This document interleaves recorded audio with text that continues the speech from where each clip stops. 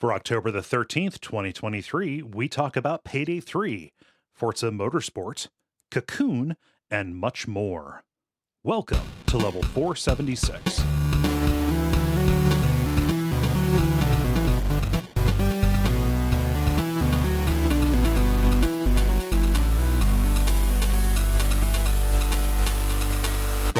My name is Cole Rouse. I'm Dennis Furia. I'm David Maismith. And I'm Ben Merkel. And you are listening to The Level. It's a podcast for people who love video games. Welcome back, David. Hey, good to be back. Yeah. What's going on?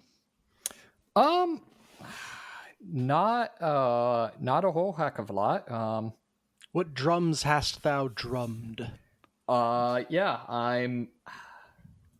I don't know. Honestly, I've no intelligent things to say about this. Because it's like, You're in good company. We learned some rhythm that I think's called a muffalado. Okay. Is that like some kind of deli meat? Yeah, like that's the problem. So I am learning a whole bunch of stuff. It is all in various Arabic type languages. So like Gotcha. I can speak intelligently about none of it. Right. So like you learn the practice, but also there's a lot of I gotcha. Yeah. Well, yeah, and there's all sorts of things where it's like, oh yeah, this is how you're doing it, but it's also important to realize this isn't actually how people that play this music think about it, because they're not thinking about it from like a background of Western drum. The way they're thinking about it is this, and like there's just a whole bunch of stuff to it. This is just culture. Stop thinking wrong. This is just culturally what drums is to us. Yeah. Right. Exactly. Nice. Got your paradiddles and your ruffles and your polyrhythms and such. Yeah, exactly. Yeah. Well, cool. Anything else going on? Not a whole heck of a lot. Just kind of gearing up for Halloween. Got a Ren Fair coming up. There's a Wicker Man burning in town. I'm going to be going to. Bunch of Halloween stuff. Just all sorts of stuff. Oh yeah. Yeah, you got a busy time coming up. Nice. Yeah. Cool. Ben, what's going on? Not much. So behind the scenes, since we're recording a day later than usual, I get to do magic drafts, like a cube draft on Tuesday nights. Okay. At the local brewery. And yeah, it's really fun. You do a cube draft with like vintage cubes. So it's like they print out like duplicates or whatever of the cards. So it's not, it's not $1 million set or anything. So you don't feel bad if you like rough them up or anything. Yeah. But it's a lot of fun because it's like really high level cards. So you can kind of try and get like busted combos and stuff like that. And a lot of the people there are like not only really, really nice, but they're also like very, very adventurous with the decks they build and very creative and stuff and very good at assessing card value. So it's fun to play. And then I was especially excited last night because I made it to the finals. It's like 10 people. And so the way pairing works, like one person who wins will get paired down round 2, and then 2 people make it to the finals of being 2-0 against other perfect players. So I got there with a white weenie deck, which is just like small white creatures that's like really low to the ground curve, which sounds, all this sounds weird. Are there any miniature dachshunds in your weenie deck? There are some dog cards in the set. I didn't have them, though. I only had humans as my archetype. But yeah, so I was really proud because I drafted with these guys a few times before and usually went like 0-3, 1-2 or something like that. I did not win the finals, but I did win 1 game of the finals out of 3. So I was happy with that. Yeah, so it was a lot of fun. That was cool. As of recent, that is the most recent news that I have. So nice. How about you, Dennis? I'm doing good. I just finished last night the One Piece live action remake. Okay. And I know nothing about the original series, the manga or the anime, but I can heartily recommend the live action series. coming into it fresh. It was a breath of fresh air, I guess, to have a remake not be dark and gritty, which I feel like is the way that everything has gone. This is like, which I think is in tone with One Piece overall, like hyper optimistic, silly, over the top. They don't shave any of the edges off of the crazy anime stuff. So like the sword master guy's giant freaking sword isn't toned down to look like something that any human could actually carry. It stays a giant freaking sword. Go ahead. Do they continue to have like the Yakuza thing where in the same way that the characters in Yakuza don't know what a Yakuza is, the characters in One Piece traditionally have no idea what a pirate is? Oh no, they talk about they talk about pirates nonstop. I would agree they don't really seem to understand the concept. Like, it's being a pirate means making your own way and chasing your own dream, no matter what that means. No, there's a very specific definition of pirate, and stealing stuff from people. But I mean, I like this version of pirates better. Yeah. But yeah, so just as a way to get into that world, which I think it's probably the largest, at least longest running anime out there. It's pretty big. It's a big commitment. I don't know if it's the largest, longest running, but yeah, it's definitely massive. It's in like the thousands of episodes, I think. Yes.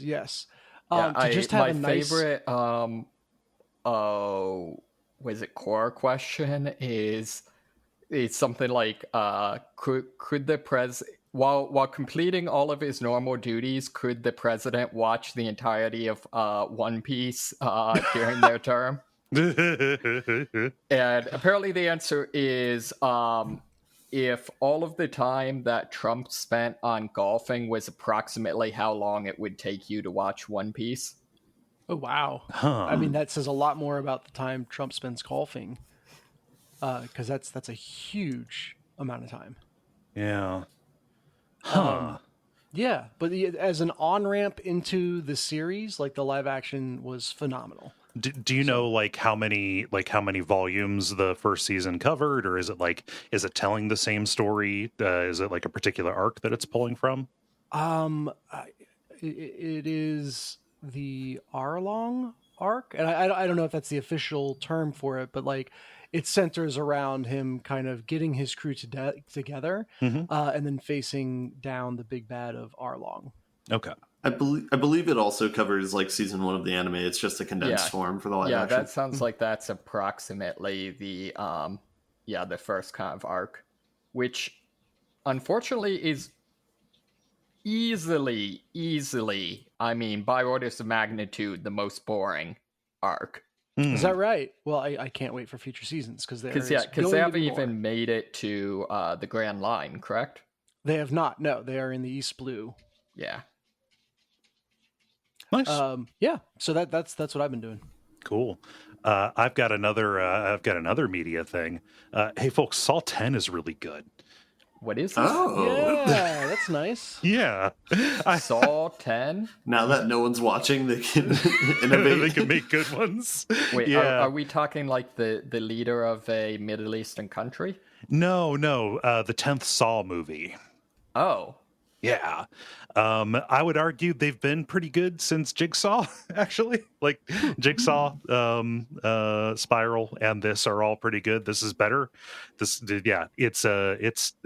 good. And consequently, over the past week, I have rewatched all of the Saw movies. Oh no. Oh no. For me, that's like a meta Saw right there.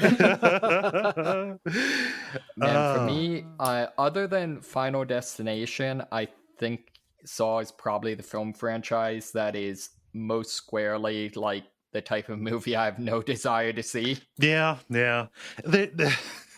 Yes, there is torture. You see people have to do horrible things to their bodies, have horrible things done to their bodies, but also there's the stupidest morality on display here in terms of self-justification. What killed it for me. Like, I think if they took that out and just had it be a horror thing, I might be down for it. see, it becomes a thing where they start commenting on it and start doing variations with his different apprentices and copycats and stuff like that. So, but like the character played by Tobin Bell is still doesn't. This still holds on to it. Saw 10 is interesting, and like a thing that I think would entice more people into going in and seeing it is that it takes place between Saw 1 and Saw 2.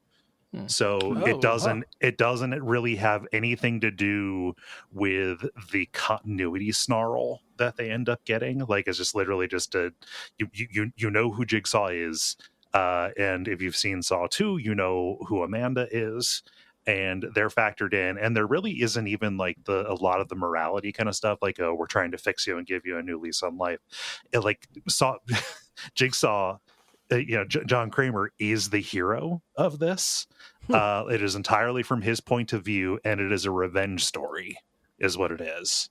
So like, it's pretty good, and you get a lot of time with Tobin Bell and with Shawnee Smith in it, getting to play those characters.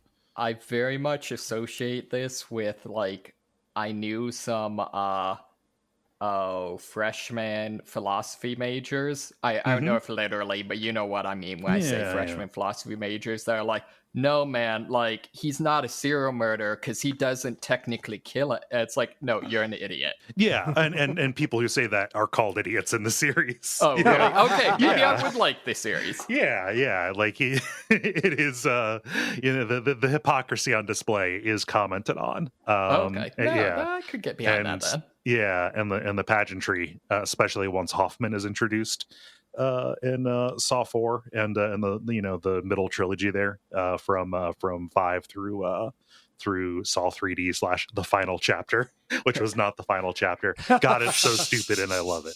But Saw 10 is really good. Did you ever play any of was it Dead by Daylight with the Saw characters? No, I had not. You play as Amanda and you can play as Riggs. I've never played Dead by Daylight at all. Really? Yeah. Same. I'm surprised that's not made Hexcrank. It's been on my. I don't even know if I own a copy of it. It's been like something I've considered for a while, but I'm just me and multiplayer stuff, right? We've come close to it with Friday the 13th. We have, yes, yeah, and with Texas Chainsaw Massacre, I understand is similar to it, but yeah, yep. So that's me. I think we should talk about games, though. That would be fun. Do you want to play a game, Cole? I played games, and it would be fun to talk about them. Do you want to have played a game, Cole? Yeah. I would like to have played more games. Yeah. But to do that, we need to do a regular kind of show. What with the grind, the multiplayer, and the end boss. And why don't we get started with The Grind, where we talk about the games we have been playing over the past period of time or so. Dennis, since you have a bit of a time thing, we're going to have you go first. Yeah, I'll jump in here. And I have a bunch of new stuff to talk about. The first of which is hardware. Oh, I'm not familiar with that one. I might have. What new hardware did you get? With Forza Motorsport coming out, I have been keeping my eye on Facebook Marketplace and picked up a racing wheel. Ooh, pedals. Nice. Not the same hardware I got. Okay. This is the Thrustmaster T150, which is kind of like the entry level wheel, but it's gotta be a better name for that. No. Yeah. Well, it's the company name. No, that is the greatest name. And so I picked that up with an eye towards Forza Horizon, which came out just a couple days ago, and got it like 3 or 4 days before it actually released. So I was like, what can I use this on to kind of get acclimated? And I downloaded the F1, I think it's the 2022 entry that's free through Game Pass, and played me a Formula One racing sim. Huh. To my mind, as an outsider who doesn't really follow any motorsports, like aside from Burnout, if people are doing Burnout in real life, doing takedowns and whatnot in Paradise City, F1 seems like the most. It basically seems like cricket in terms of if, scrutability of rules. Show me the thing about approachable. F1 is if there was ever a game, video game to make pay to win, it would be an F1 game, because that just makes it more realistic.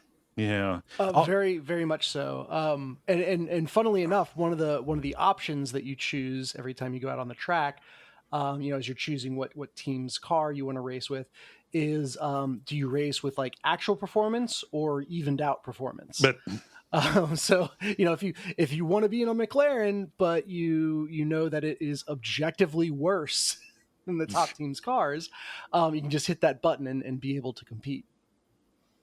Which, as someone who watched Drive to Survive and kind of very casually keeps my eye on F1 headlines, it is not even close in terms of competitiveness between the different teams, and so there really is an advantage on the engineering side of things that's gotten. But yeah, that's definitely not the focus in F1 22. Which I'm realizing is just a hard name to say. Yeah, very, very uninspired. Are there any spaces in it? Because I feel like that would make it even better. I think there's a space where you would think there's a space, but I also am not sure if you're thinking there's a space where I think there's a space. I'm just saying, I guess what I'm advocating is I think this game should be called F122. That's not a bad idea, man. This series has been going for a long time. It is very much a sim game, to the point where the marketing has like the actual drivers in F1 talking about how true to racing it is, and that's a big part of F1 is the drivers will train in a sim. Mm-hmm. And so apparently this is kind of equivalent to that, as real as you're going to get. Dennis, are you going to become an iRacing guy? Yeah, now I got to buy a $3,000 rig and all that. Oh, you can get them for cheaper than that. Your kids are going to be so hungry, Dennis. So hungry. No, I'm staying away from iRacing. I've only played games that come to me free because the first hit is always free. I will upload to the backstage, and we can put in the notes an image of my quote unquote, like heavy quotes, rig. Let me see if I can find it here. Have you used this as an excuse to make the dad joke about how cars actually have 5 wheels because they've got a steering wheel? No, but I will at my next available opportunity. Locked and loaded, yeah. just sent me a layup. So no, it's the wheel just kind of clamps onto your desk, and then the bad thing about the pedals is, like, if you're really stomping on the brake without something kind of bracing the pedals, you'll just kick the little pedal thing across the room. And so my go-to was a Michelob Ultra beer box. I would have thought that the Michelob Ultra beer box would be a little bit. Is that because the box is stopped against the back rail of your desk that it doesn't? Yeah, okay, there's a rail through the desk, but I chose that because I've heard that lighter is faster when it comes to rating. So see, that's the thing. The Michelob Ultra beer box gives you extra dad points. Yes, exactly. And so that was good enough to get me going. It is really, really cool to sit down and kind of play a sim of racing an F1 car. And you watch them going around the track and you just don't realize how powerful it feels to be in until you're doing it. One thing I immediately noticed by driving with a racing wheel, I've never liked doing cockpit view. Okay. I've always liked a third person view or something that just gives me a little more sense of what's around the car. And installing the racing wheel, like, it feels so much more comfortable to be in the cockpit when you're driving. Mm-hmm. Even though your field of view is technically more limited, it just feels so much more true. Like, it feels more familiar. Yeah. And we've all spent thousands and thousands of hours behind the wheel of a car. And so that just makes cockpit view make sense in a way that it didn't before. Yeah, there's something about the level of abstraction. Like with the controller, it feels like you're giving commands to another person. Mm-hmm. So it's more comfortable to be on the outside. Yeah, and I only say this. I've not played arcade games or whatever where you've got a wheel, but like I know this from fucking around with a flight stick, like back with Flight Simulator and sure. Star Wars Squadrons, right? Is just it feels good to be in the cockpit when you're using that. So that I'll be locked to something on the table makes that feel better. Yeah. See, my dream controller setup is I want someone to make some sort of like 80s cop game, cop movie game where you have to drive using the wheel with one hand and shoot using the mouse with the other. Oh. So basically just one person, Lucky and Wild, the arcade game. Yes, like that. Yes, exactly. I guarantee you there's like a Grand Theft Auto mod for that. That might actually be the way that you do shooting from a car if you're playing GTA mouse and keyboard. Yeah, I could see it. I could gotta let your homies do it. Yeah. But yeah, it was also just a struggle for me to get a single clean lap in. Like it is, and I've got the automatic shifting on. I've got the like visualized race line on, and all this stuff. And it's like, man, I just cannot keep this thing out of the wall. Well, I mean, was it the Michelob Ultras? It might have been. Yeah, I did have to drink them all before I could set up the box. So does this game? Does it do what's it called, like ghost mode, where can you collide with the other players' cars? You can. No, you can collide with the other players' cars. I spent very little time in any situation that would have that possible. Most of it was just like training laps, trying to figure this thing out. And for the few times I did get like a really clean lap together, it just felt crazy. Like the car almost glued to whatever side of the track it's supposed to be on. You go through a turn and just like touch the outside there, touch the inside there, touch the outside there, and it just all felt perfect.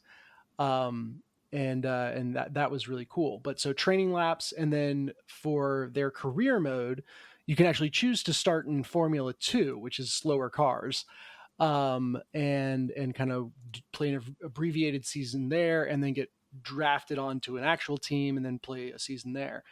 And playing career mode, you do a qualifying lap where you have to, put together one really strong lap, which I was always able to place on pole, in first place to start. And then, after the first turn, I guess the AI was just tuned down far enough that, I never really had anyone seriously competing with me. So for me, it was pretty much exclusively just driving on my own. But you can absolutely put yourself into another car. I did one multiplayer match, and may have definitely done that. So sorry to whoever was driving. I definitely took out a group of people at a hairpin. I'm gaining on them. Oh no, wait! It's because I've crashed. Okay. Yeah. It turns out when you're going in a straight line. Yeah. But yeah, so that's F1. Really cool to play with a wheel. I don't think I would have played it without one. But I wanna turn to the main event, which is Forza Motorsport. So any other questions on F122? No. Is this what prompted what the future of gaming is in those moments? Surprisingly not. No, that just came out of left field. Wait, did you say your next game is called Sports and Motorsports? Forza. F-O-R-Z-A. Oh, okay. I was going to say, they found an even worse game than F122. Did you say for the motorsports? I said sports and motorsports. No, it's Wednesday. Beads? Thank you, Cole. Sorry, it's been a day, guys. I am not responsible for anything I say. It's all good. No, we never take you seriously, David. Oh yes, no, that's why I count on. Forza Motorsport. Okay, this is the next big entry in the series that is very long lived, but they've actually been away for I think it's 6 years. Oh wow! So Forza Horizon has had several entries, which I've heard described as like Motorsport's fun cousin. Yeah, it's like open world, what you want to do, cool liveries, all that stuff. Forza Motorsport is once again very much on the sim side of things. It still has more conveniences than the F1 game did.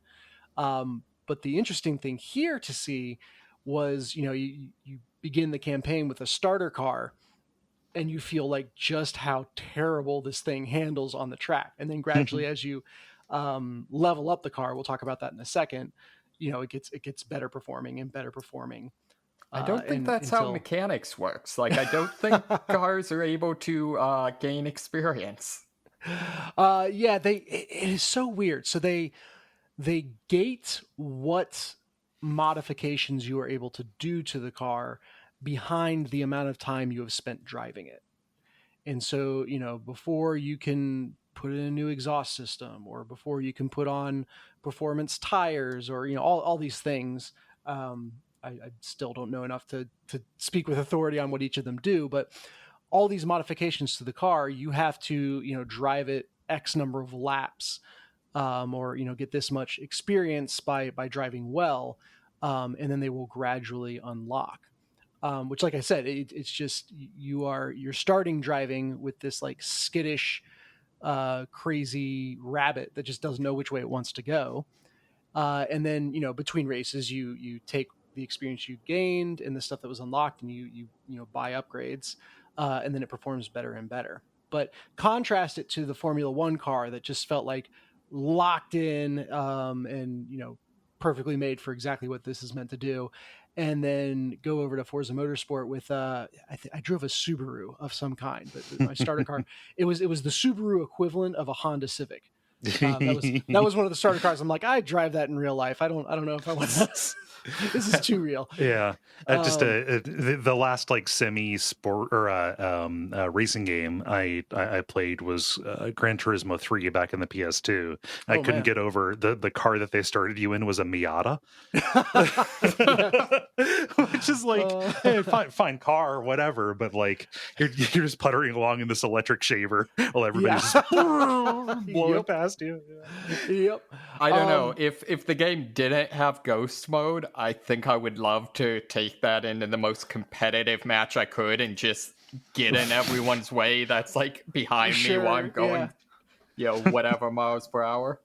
Well, and so then the approach to rubbing elbows, we'll call it in Forza Motorsport, also is a very interesting contrast with Formula One. It's actually a really cool use of AI. There is like an AI judge that if you go off track, or if you hit another car, or if there's contact, I'll say, like, you see this little kind of thinking symbol at the top, and it'll say like off track thinking, and then it will tell you what your penalty, if any, is. And so far it's been spot on. Like, most of the time it's like, that guy cut me off, I had to go off track, or there's no way he dove in front of me, I clipped him because I had nowhere else to go, and it's consistently come up and said no penalty.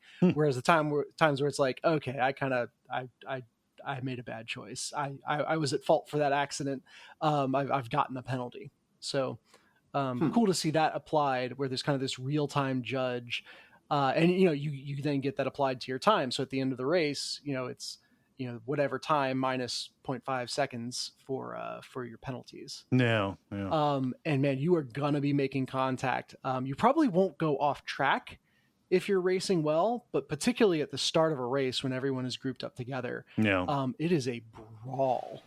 And there's definitely some first turns where it's just like, look, I'm going to stick my nose in between a car on my left and a car on my right and let them carry me through it. Yeah, it's called drafting. Yes. Well, can you draft if you're parallel with them? No, you cannot. If there's sparks, then it is. Yeah. Sure. Okay. Yeah, and then when you come out of it, you get a super boost. Yes. Yeah. Oh, yes. There we go. Mm-hmm. That's no, there's not quite that in this game. But in general, once you get the cars with some racing parts on them, they do feel a lot better. And in one way, it's cool to feel that progression. But at the same time, like, once I've done that with one car, I really don't want to do that with every car. And so, let me upgrade some cars from the start rather than having to take every single car through this leveling up process. So I jumped into multiplayer as well, because obviously there's a ton of people playing this. It's free on Game Pass. And that was fun as hell. Mm-hmm. Again, being behind a racing wheel just feels cool. And it's a production. So the way they do multiplayer is every event is at like a set time. So it's like, hey, there's a race at 250 and 3 o'clock and 3:10.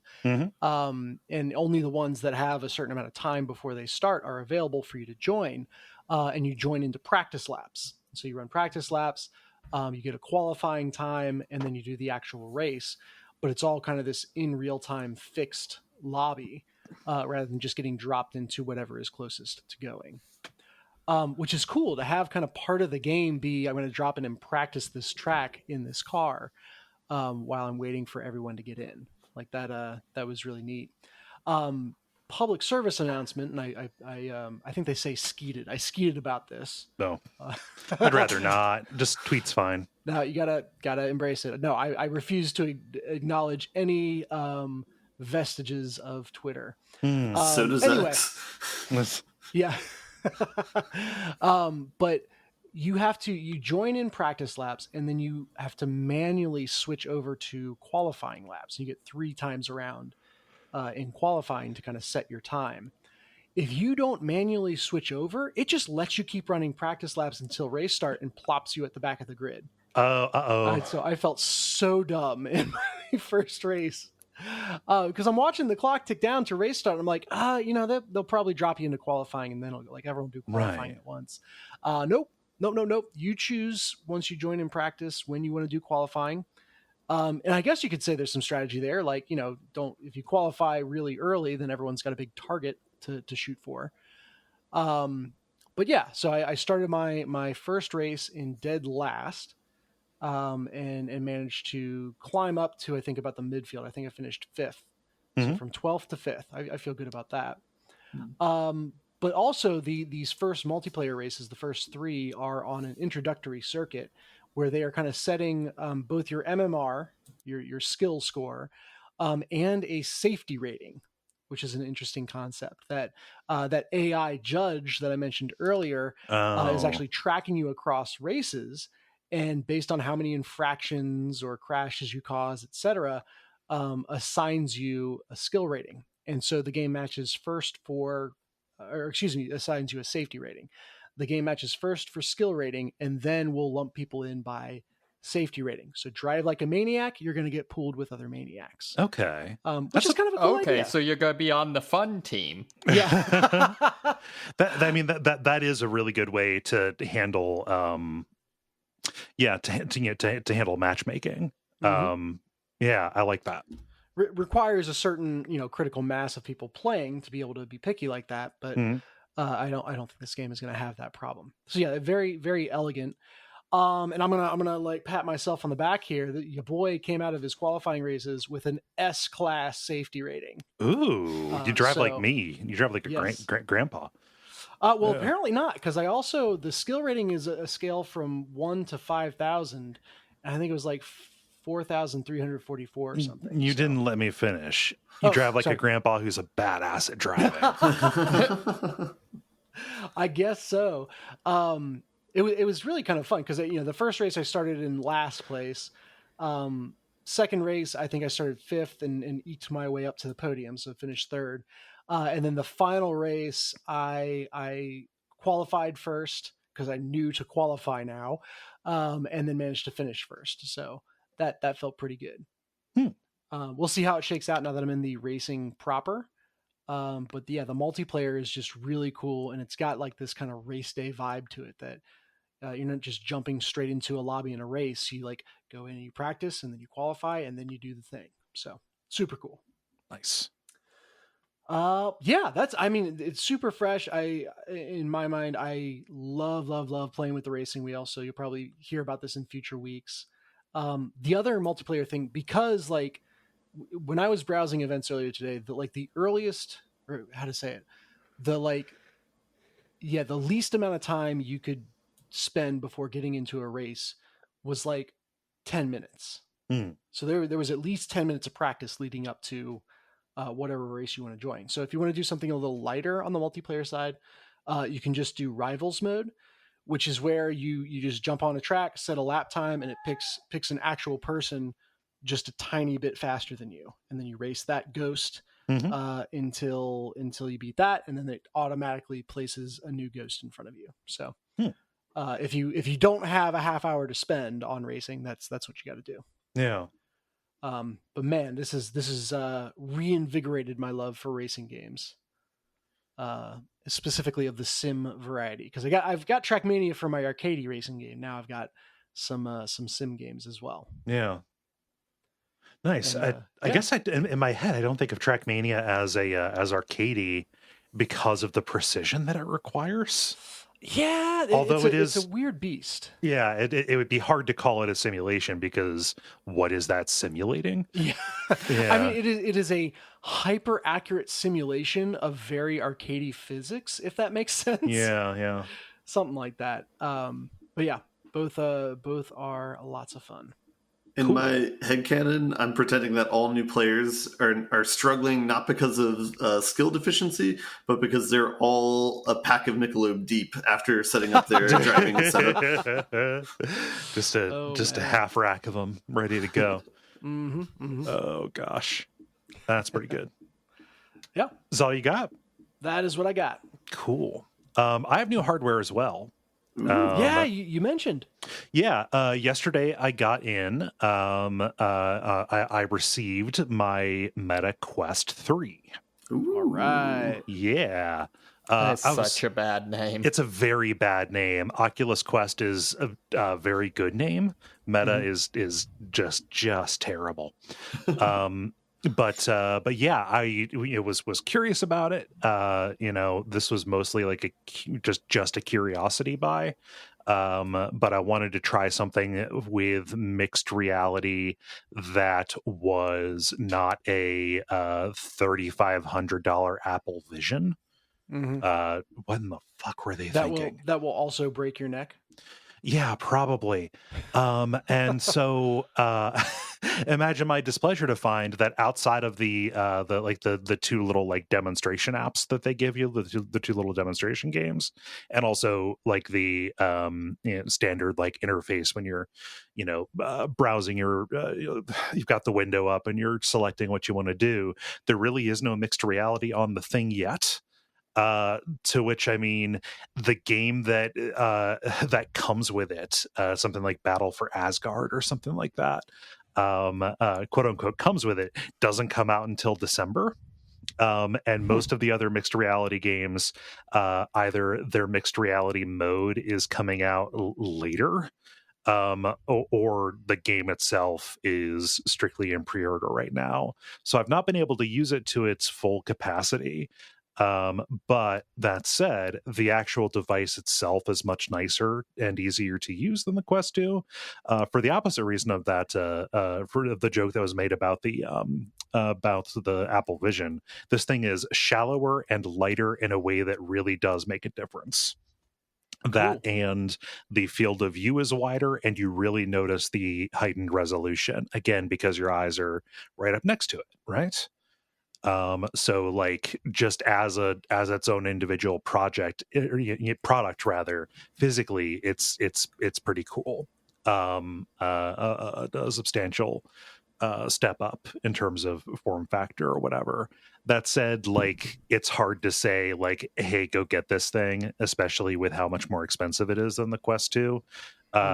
Just because there's not much in the way of like a game that necessitates it.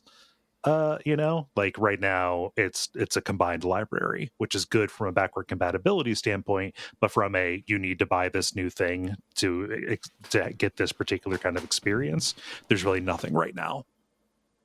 Yeah. But one of the games, so went and like just looked for a list of games that used the Oculus Quest 3 hardware specifically, right, that have been updated for it, and I downloaded a game called Drop Dead: The Cabin. Is what it is. Aggressive. Yeah, it's like a survival horror, like you're in a cabin in the woods trying to keep this beacon powered. You're searching around it for fuel to keep the beacon going, so the people who are coming to rescue you will find you. And also fighting off zombies and other Resident Evil-esque monsters who are swarming in waves, right? I didn't realize when I got this that it was like a co-op kind of thing. primarily. So I played around with a few puppies, and that was fun. I didn't end up paired with any jerks. We just kind of died and said like, oh yeah, okay, well, have a good day, bye. That kind of stuff. But turns out the mixed reality mode doesn't come out until later in October. So, oops. But the game itself is pretty fun. It is one of those things where, like, I don't know, most VR games, when you look at them, they kind of look like a fake game that was made for a movie that the like disaffected son would be playing to show that he is like either an incredibly violent person or just his brain is rotting somehow because of video games. It looks like a non-video game play. Most things look like a non-video game player's idea of what a video game looks like. This one is no exception. In fact, it looks kind of like a Dreamcast game more than anything, which is not a problem for me. In fact, I wish more VR games didn't go for immersion outside of the fact that you are directly controlling and embodying the character. I wish that they embraced the artifice of it a little bit, which I say only to be like, hey, this isn't going to be the most like realistic thing. This is mostly to put you in a cabin and get that fun experience of trying to shoot accurately while being swarmed, and get the dramatic moment of, oh no, my gun is out of ammo, I need to reload, which involves grabbing a clip off of your belt and popping it in. That little kind of like tactile reload experience, kind of thing. And as a means to deliver that, this is here. It's really hard. And I tried playing the solo mode, and the solo mode is not balanced for a single person at all. Oh no. Yeah.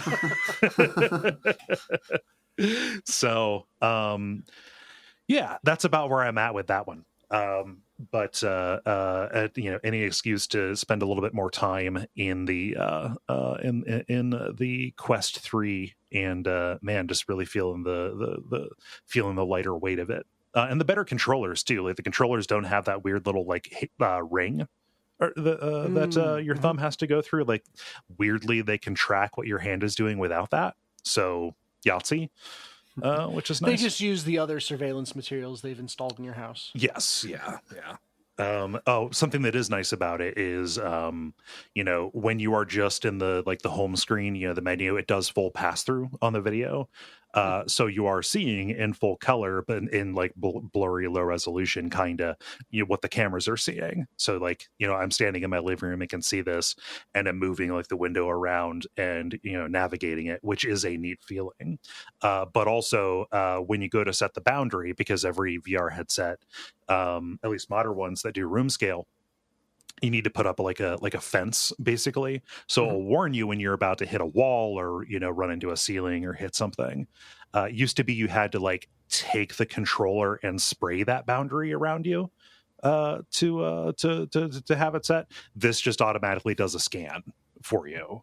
And it will even, for the purposes of mixed reality, like model the surfaces around you too. Nice. So you get like almost like a mesh of everything around, because in mixed reality, it may need to like blow out a hole in that wall so something can come through, right? Oh, that would be cool. It sounds like all the games that will do that are not here yet. Yes, yeah, it is real embarrassing. It's a real fumble on their part. I don't know if they didn't get the developer kits out to studios soon enough, or what the deal is. Yeah.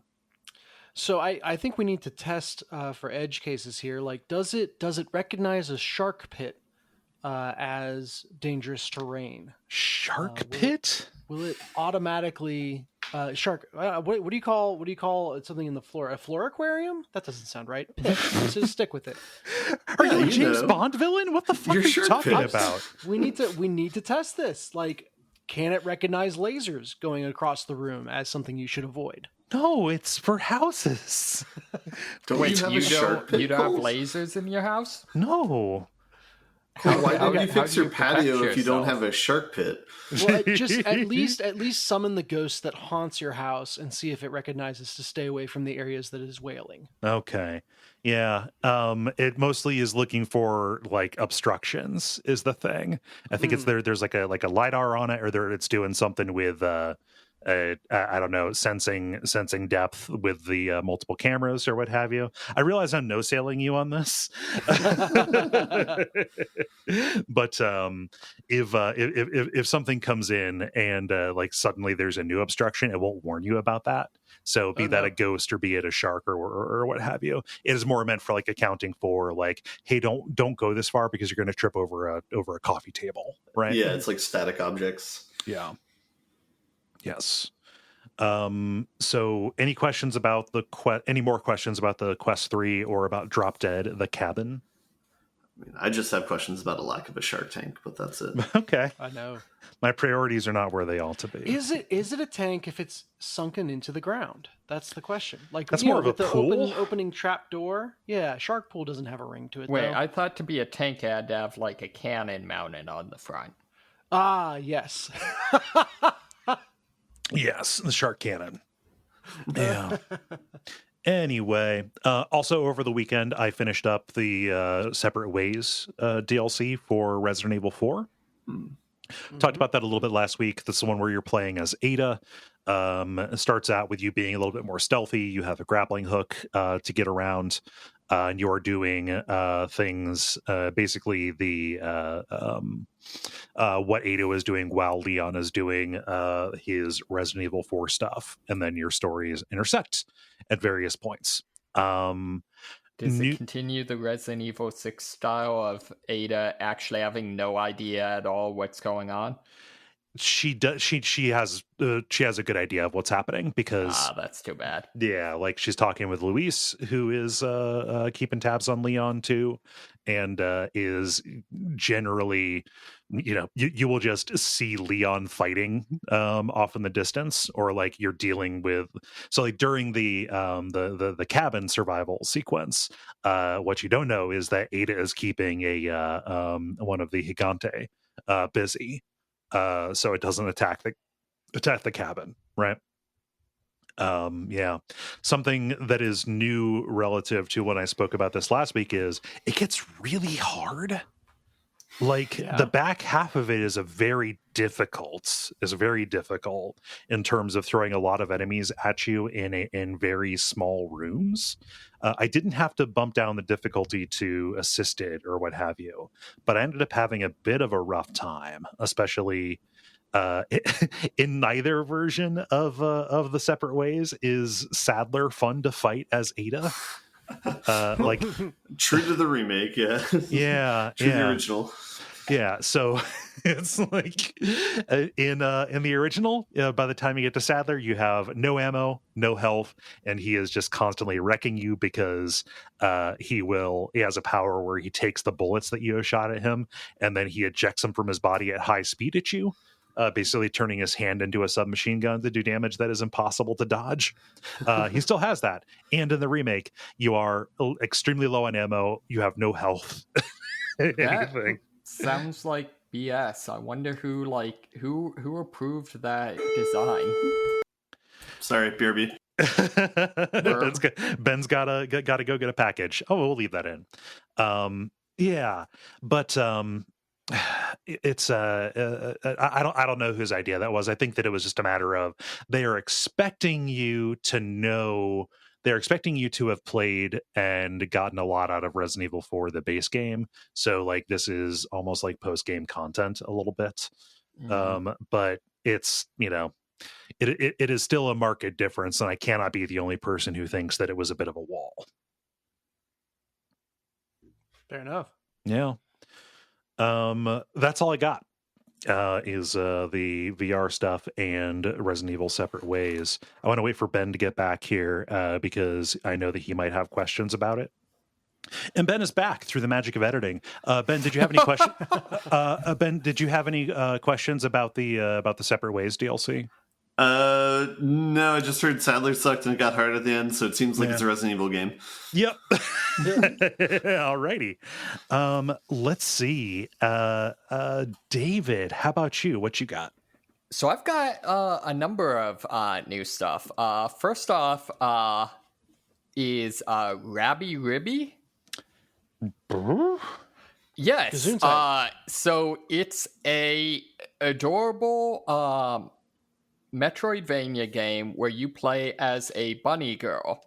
And to give you an idea of the level of adorableness, the reason I actually ended up picking up is because it was on sale for International Rabbit Day.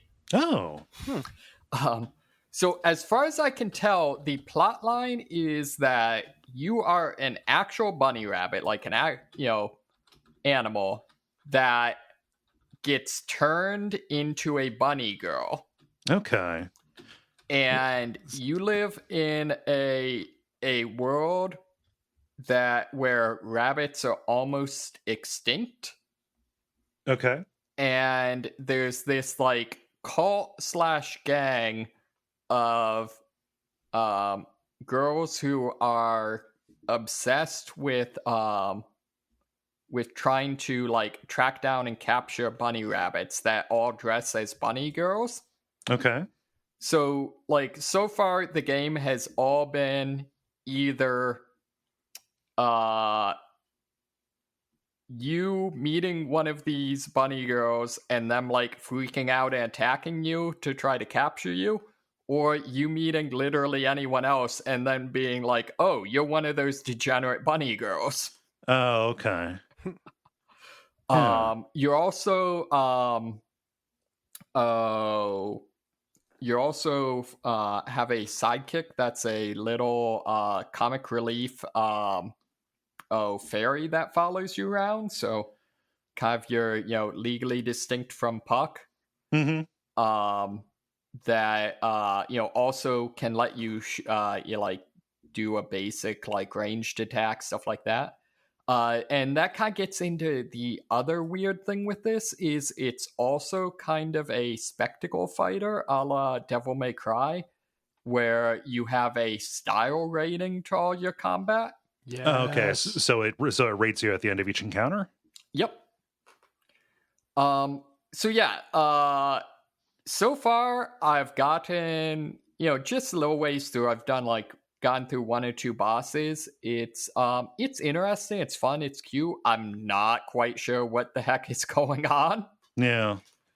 But yeah. So that's just been kind of fun. Any questions about that? That's kind of as simple. The idea of it being like a Metroidvania bullet hell is interesting to me. Yeah. It's the weirdest thing I'd say so far with the controls is I wouldn't say in order to describe the controls, I would need some sort of adjective that means that they're clunky but not necessarily bad. So like in that, like by default, you can't attack in the air. You can't attack while jumping. Whoa. And so it almost feels, this isn't that type of game, but in terms of like the way that makes the game feel, it's almost like some of the old side scrolling shooters where you could only shoot directly up or forward, not diagonal. So like it wasn't that the control was bad, it was just that you had to deal with not being able to shoot diagonally, you know what I mean? Yeah. It's almost that type of thing where it's not that the controls are bad or unresponsive, it's just that you have very specific attack patterns you can do, and it seems like a lot of the gameplay is kind of getting used to that. Yeah, they're not bad or clunky, they're restrictive. Right. Yeah, and the way that's that, like, a good way to say it. You wouldn't say that like Mega Man has bad controls, but you can Right. only shoot forward in the direction you're facing. Exactly. It's exactly like that. Yes. Yeah. Can you believe how bad the controls of chess are? The pawns can only move forward one square at a time. Unbalanced is what it is. They need a new patch. It's been too long. I know. Feels like the devs have abandoned this game. The community's a nightmare. All these Nazis. Oh. How else would you describe Bobby Fischer? I know. I'm someone, I deeply do not understand the appeal or point of chess. So Ben, I'm do you have the a wrong counterpoint? person for this one. I mean, I think it's one of the purest forms of like a game where it's just about looking at the different paths that you have and figuring out which the best one is. See, I don't call that a game. I call that a computer program. Yeah. Yeah. Oh, well. But that's Rabi-Ribi. Yeah. So the next thing I've checked out is Lies of P, which is basically Bloodborne 2. Okay. Yeah. I played this and had a kind of a negative reaction to it. I'm curious to hear what you think. Tapping my foot. Do not contradict me. I'd actually be interested to hear, like, what was it? What was kind of your feel on it? Because I'm in a weird spot in that, like, I love the presentation for the game. Mm-hmm. Just overall the way it looks, and also because it's kind of my thing. The clothing in the game is great. Yeah, yeah. I also like overall, I'm pretty into like the premise and the world, that sort of thing. Yeah. So, like, to recap, my problems or concerns are not really with like the theming, although it is not, given that it's not something I have a lot of affection for, and also I just find inherently kind of goofy. What's that? Be honest. If you lie, you die. That is very bad. I don't care for that one bit.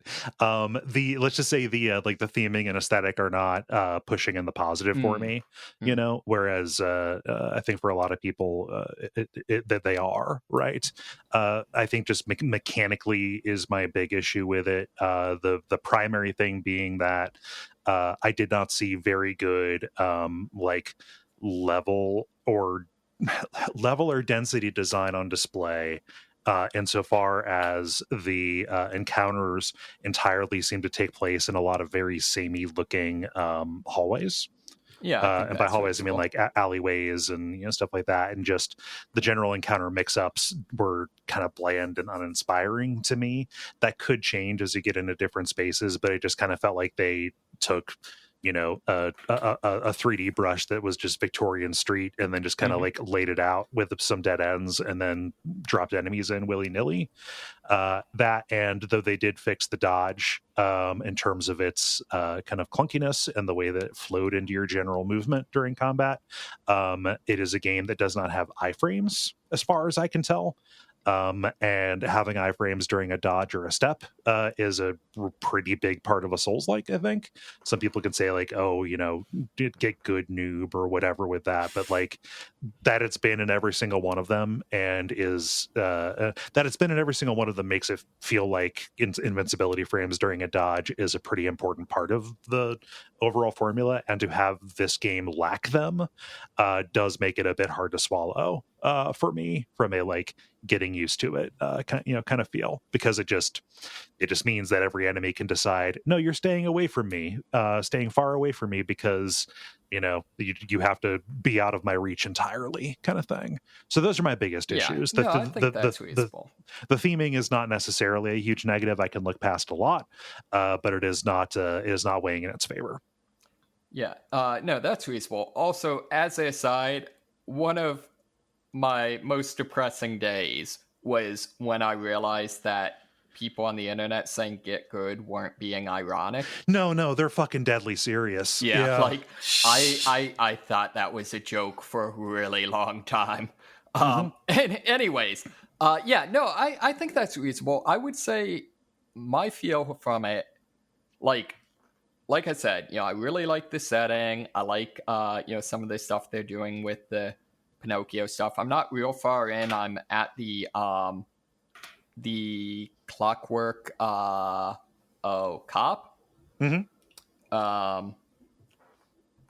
And my feeling though on the gameplay, and I think this is kind of a variant on what you're saying, really, is to me, I think I would have liked this game's gameplay a lot better if Wolong didn't exist. Okay. Because I feel like this is basically just a parrying game like Wolong with much less satisfying and reliable parry windows. Yeah, it is closer to the it is closer to the Bloodborne parry window than it is to the Sekiro parry window, which is Right. which is weird because Sekiro is a harder game than Bloodborne, but not because of the parry window. It's actually easy to individually parry. It is just that you have to parry so many times in a row. Right. It just and the animation makes so at least for me it is harder to understand how to react to an attack as it's coming in without memorizing it. Sure. Yeah. And I think actually that kind of leads into probably my biggest complaint with the game, which is that I think a game that has parrying mechanics that rely on memorization, unlike something like Wolong, where you can generally intuit the parrying. Mm-hmm. I don't think is compatible with multi-stage bosses. Yeah. So like what I've ended up doing with like pretty much all the difficult enemies is I parry the first stage because that's why I'm able to learn, and then just face tank the second stage. Mm-hmm. Yeah. No, I've got problems with multi-stage bosses in general. Yeah. I do think the weapon crafting is kind of a interesting mechanic. Oh yeah, the distinction between the hilt and the blade. Yeah. So far, at least, I'm not far enough that there's all that stuff, all that many combinations that have really been interesting or meaningful. Mm-hmm. In particular, I right now only have one blade that isn't super short range. So to give a little bit more detail on that, because I don't believe on what scale, because I would say most blades are super short range. Well, I have one great sword and then like a billy club. Right. Huh. To give a little bit more information about the blade and hilt thing, you can basically select what kind of special attacks you want on a weapon. By which I mean the blade will. It's kind of like weapon skills in Dark Souls 3 or like the Ashes of War in Elden Ring. But the blade determines your offensive special ability, and the hilt determines like a defensive one. Right, and then so, the other thing is the hilt determines the moveset. Yeah. So there's a certain degree to which you can do like, I want a great sword that inexplicably has the move set of a rapier. Yes. Things like that. Apparently, you can also have a fair amount of control over changing scaling. Mm-hmm. Also, I can't decide if I love or hate the dopey names they have for all the stats. Yeah, no, it's pretty egregious. I want to say like strength is like motivity or something. Motivity or motivity. I almost said motility, but that is how you describe how fast a sperm swims. Yeah, didn't know it was that type of game. Yeah, no, that's what you call the dex stat. But yeah, like technique as your dexterity is fine, but like what does advance mean? Like just if I was to say like, hey, what practically does putting points into advance make you better at? What would you guess? Speed. A new Game Boy? No, it's your magic, you clod. What? Well, because you're using all the magic is advanced technology. Yeah. This is probably in some way heretical, but I'm to the point. I think having multiple damage stats is dumb. Just have a damage stat. And let me use whatever weapon I want. With that context, are you okay with things like bleeding or like it was Crimson Rod or whatever, things like that in Elden Ring? I would say honestly, I think the ideal would just be give the player unlimited free respecs. Yeah, okay.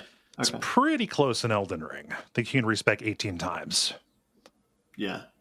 Or isn't it just soul dependent? Or am I wrong on that? No, you've got to get the larval tiers. But I'm in favor of respecs and stuff as well, David. Yeah.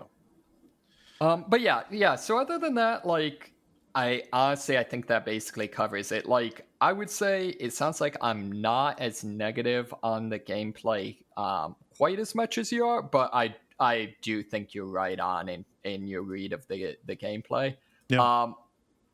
I do appreciate that it's a Soulsborne game that is at least trying to do the like interconnected levels and stuff. And, I do appreciate that there are some segments where it's like, oh, this level has like a street area and a, like rooftop area. I'm like, that's kind of cool. I have to say there have been some truly confusing like quote unquote shortcuts. Like there's one where you get out of a bonfire, whatever they call them, fight like a pair of just regular ass enemies, and then unlock a shortcut back to the bonfire. Oh yeah. So that's all I've got on that. I'm hoping my hope is maybe they do some expansion or modify some of the gameplay some or something like that and make this a really good game, because I do think there is potential. It's been really well received is the thing. So I imagine we're going to see more of it. Yeah, I could see that being a good thing. Yeah. What else you got? Okay, so this is one I'm actually really excited to talk about, which is Payday 3. Oh, shit. Oh, wow. You might be the only person. Who's excited about it or playing it? Because I see lots of people playing it. The reviews of it have been mixed, and there are currently less people playing Payday 3 than are playing Payday 2. Yeah. Always a good sign. Yeah. So I would say the positive of this is like, it has overall, the strong, core shooting, kind of the bones of it, from a direct gameplay standpoint are there.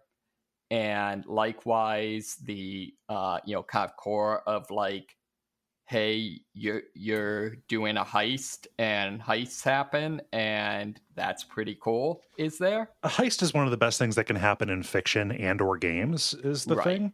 Yeah.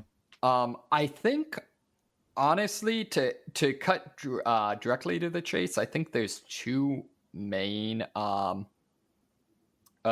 issues that it's having, or maybe three, I don't know. One is this game is much more stealth focused than the previous games. Huh. So the first one, I think there was only one level you could stealth. The second one, it was kind of mixed, and stealth was, for most of the levels, was very much an optional kind of like, you're doing that if you're really, really good and, know how the level works. Whereas this, there are a couple of levels that are almost not worth doing if you're not going to do stealth. There's only one that is just straight up like always combat, and almost all of them stealth tends to be emphasized. The problem here is I would describe the stealth in this game as basically being like playing Hitman without the ability to wear a disguise. Which Hitman? Because that stealth is all over the map from beginning to now. Yeah. I would say the more recent ones without the ability to wear the disguise and without the any of the game kind of I don't want to say holding your hand because I feel like that's too negative, but like the mechanics they put in place to be like, hey, kind of follow these breadcrumbs and like you'll do a thing. Forget what it is, but like you can like pick your route basically through a level, like, and that is kind of meant to show you roughly what is possible, and then it is meant to be replayed over and over again. So it is like what you're describing is more like Blood Money and before in terms of Hitman. Yeah. And I think the issue here is it very much has those route type things. It just doesn't particularly tell you about them. Okay. And likewise tends to do a lot of like, in order to progress farther, you need a key card. And like, that's all it tells you, like key card somewhere. And that isn't really necessarily compatible with like how fragile the stealth is. The other thing with this is you can only kill, I think, 4 or 5 guards before the automatically the alarm's going off, because basically when you kill a guard, you have to answer their radio to be like, oh yeah, no, nothing happened, what are you talking about? And you can only do that like 4 times before they are just like, yeah, clearly something's up, and like call the cops. But I think the biggest thing, at least to me, is in the majority of cases, there's no advantage to partially stealthing a level. So, there's no thing where it's like, oh yeah, we can get, like every, get most of the way set up and bypass a lot of the obstacles. But then, maybe like, fail at the end, but then, that makes us more likely to get through the shooting. That just seems like the way a heist ought to go, like dramatically. Well, and that's the thing. And I think that's part of the problem is like, if you look at most like heist movies, they're not actually using stealth in like the Splinter Cell sense. It's not like, oh, I'm hiding so I don't get seen. It's like, your controller being like, all right, you have a 1-minute window to do these complicated things. Yeah. And, it's more timing. Yeah. I mean, it's just entirely about, delaying the start of the police response and getting into position so you can get away clean. Yeah. Don't forget vouching for the new guy. Oh, exactly. Yeah. And my understanding is there's some of the that actually a little bit gets into what I think is the second thing here is I think one of the problems that they're facing is that Payday 2, was in active development for, I'm not sure how long, like 5 years, something like that. Before or after release? Yeah, I'm saying like after release. Okay, yeah. I mean, supported for a very long time, like just a multiplayer mainstay. Like that game was like a lifestyle, like hangout game for a lot of people. Exactly, and so by that nature, this game, this game ended up being the like sequel that doesn't have nearly as much like of the features or content from the previous game. But in this case, I don't think it's like, oh, the devs were lazy or cut corners. I think it's just like, well, yeah, because that was like 5 years of content. It's a little bit like, okay, whenever a new numbered Sims game comes out, it's like, well, why would I play this when I can play the old one that has where I have the expansion where they can be witches and vampires and aliens and I can start a business. Why would it's kind of a classic problem of jumping to a new iteration of a franchise that works like that. Right, exactly. And the reason I kind of segued into that is my understanding one of the instances of something they added post-launch in the previous game was the ability to actually plan out heists and like, be able to like mark up a blueprint of the level and, things like that. Almost do like a Rainbow Six, like old style Rainbow Six kind of thing. Exactly. Yeah. And I think this goes across the board. There's not. I don't know. I think there's as many heists this time as there were at launch last time, but there's nowhere near as many heists, near as many weapons, that sort of thing. Mm-hmm. However, in my opinion, I think the biggest issue here is that this game just isn't nearly weird enough. No. I don't know. Are any of you guys were any of you guys really into Payday? No. I only played Payday 2 a few times, but I didn't play it enough to understand how you play it. So to give you some ideas of the story, by this point in the story, by the end of Payday 2, canonically, Scarface, Point Break, and Reservoir Dogs all canonically happened in this universe. Okay. Interesting. John Wick, Jacket from Hotline Miami. From Hotline Miami canonically exists in this universe and are part of the Payday heist crew. Wait, so they made the fun novelty DLC skins into actual parts of the fabric of this setting? Yep. Huh. Wow. Did they involve heat in the universe? Because if they didn't, then that's a damn shame. No, ironically, for being the primary inspiration for the game, I don't think so. So also, let's see here. Things that have happened. They have nuked the pyramids. Also have nuked. So when you say nuke the pyramids, you mean nuke Egypt, right? Nope. Yeah. Just the pyramids. Why nuke then? It seems like conventional arms could get the job done. Well, because clearly you have to open up one of the three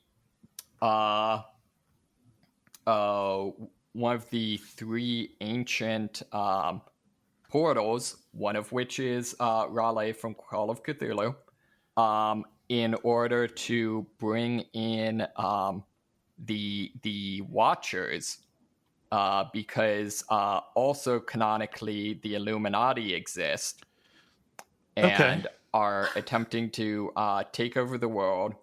One of the people that you eventually get heists from, and then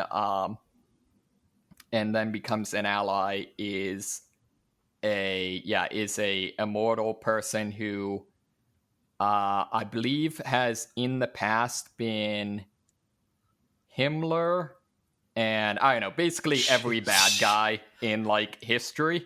Okay. Narrative designer going buck wild with this game. Yeah. I did not know any of this about Payday. Yes. And the way you read. Yeah. Also, it turns out that you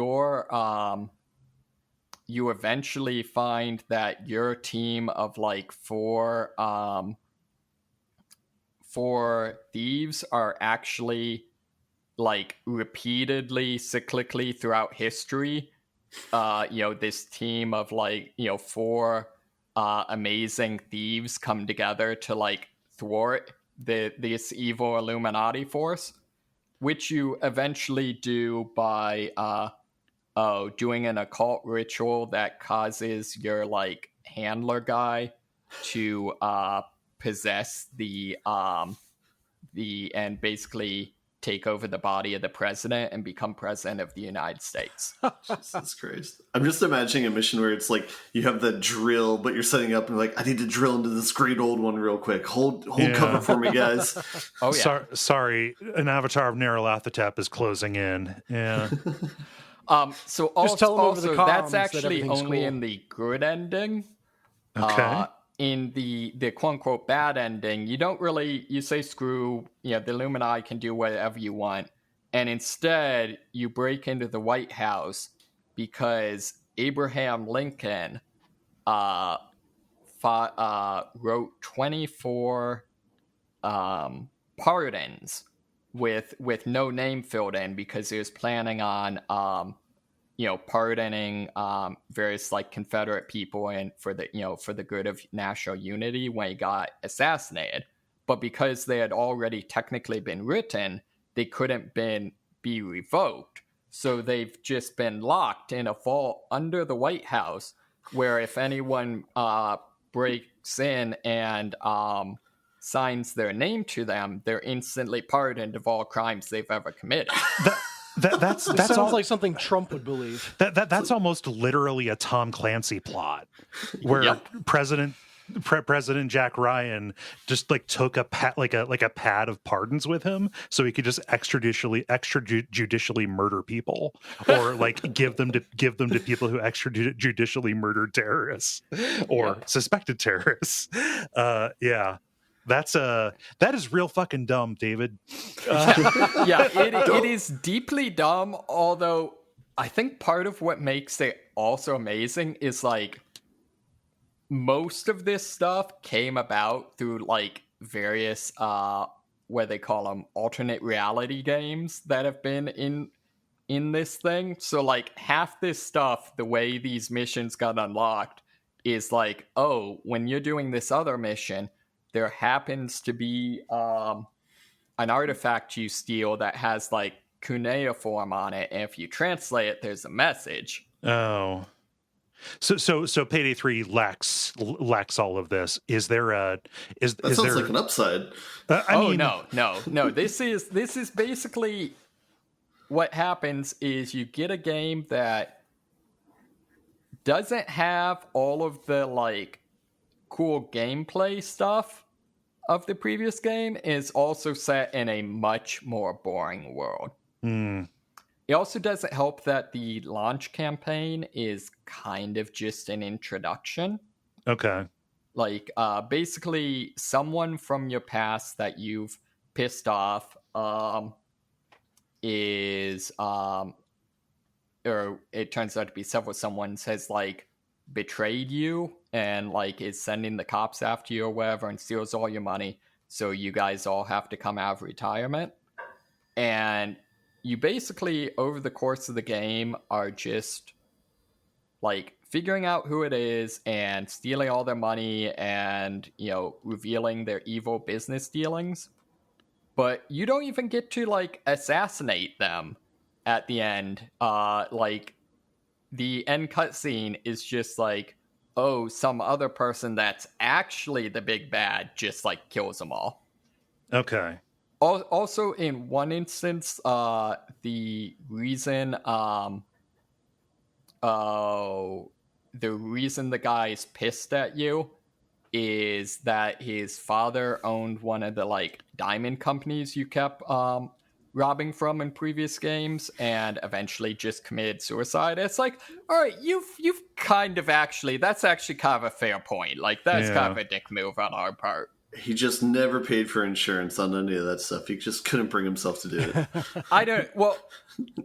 This is a game where literally, I guess I should say your handler, like his whole goal is to basically prove that America is just run by corrupt, businessmen and politicians and cops. And I think the problem isn't proving that, it's in getting people to care about it. Well, the way you get and that's the thing is that by the end of the game, basically the game's plots, most games kind of ignore the fact that like, oh yeah, by this point you have literally robbed like 30 banks, and like killed literally thousands of cops. Whereas this game, like, no, that is completely canon. Like by the end of the game, people are like, oh, like a bank getting robbed is literally just a thing that happens every week. And so like maybe our society, maybe it turns out money is kind of all a social construct. Like Anyways, it's a deeply, deeply weird fun saying. Oh, I forgot. My favorite part from the previous games is one of the characters that eventually joins your heist team is just a crazy dude in a homemade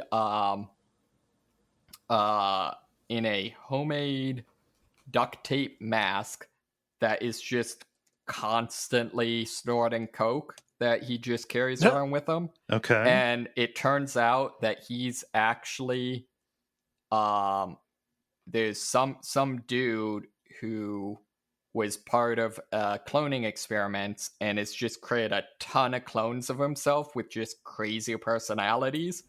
So this guy is kind of effectively immortal because, like, when he dies, just like another clone comes and takes his place.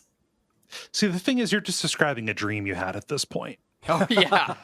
This game makes no sense. That the person who loves Warframe is into this. Yep. So that's Payday. I have no idea what to say about this. That's Payday 2, though, right? That's not Payday 3. Because Payday 3 is boring to talk about. Like I think the craziest thing that happens in Payday 3 is that, and it's more just funny for how understated it is a character just you steal like the server of one of the people that you're trying to get back on. And your hacker character just casually is like, oh, this encryption is way too tough. We're going to need to get quantum computing. Okay, yeah. Which, really in retrospect, like in this world, all right, that's actually probably not that strange. Like a scientist would say that, so I guess it's not terribly wrong, but it's more the fact that they're just like, oh, well, I'll pop down to the nearest Best Buy and get you some, quantum computers. Yeah. Huh.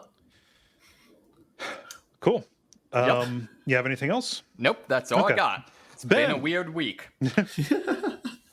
I got two things. The first thing I thought you were going to talk about, Cole, but I finished off Cocoon. I think we talked about this last week. Yes, it was last week. If memory serves me correct. I have completed that game.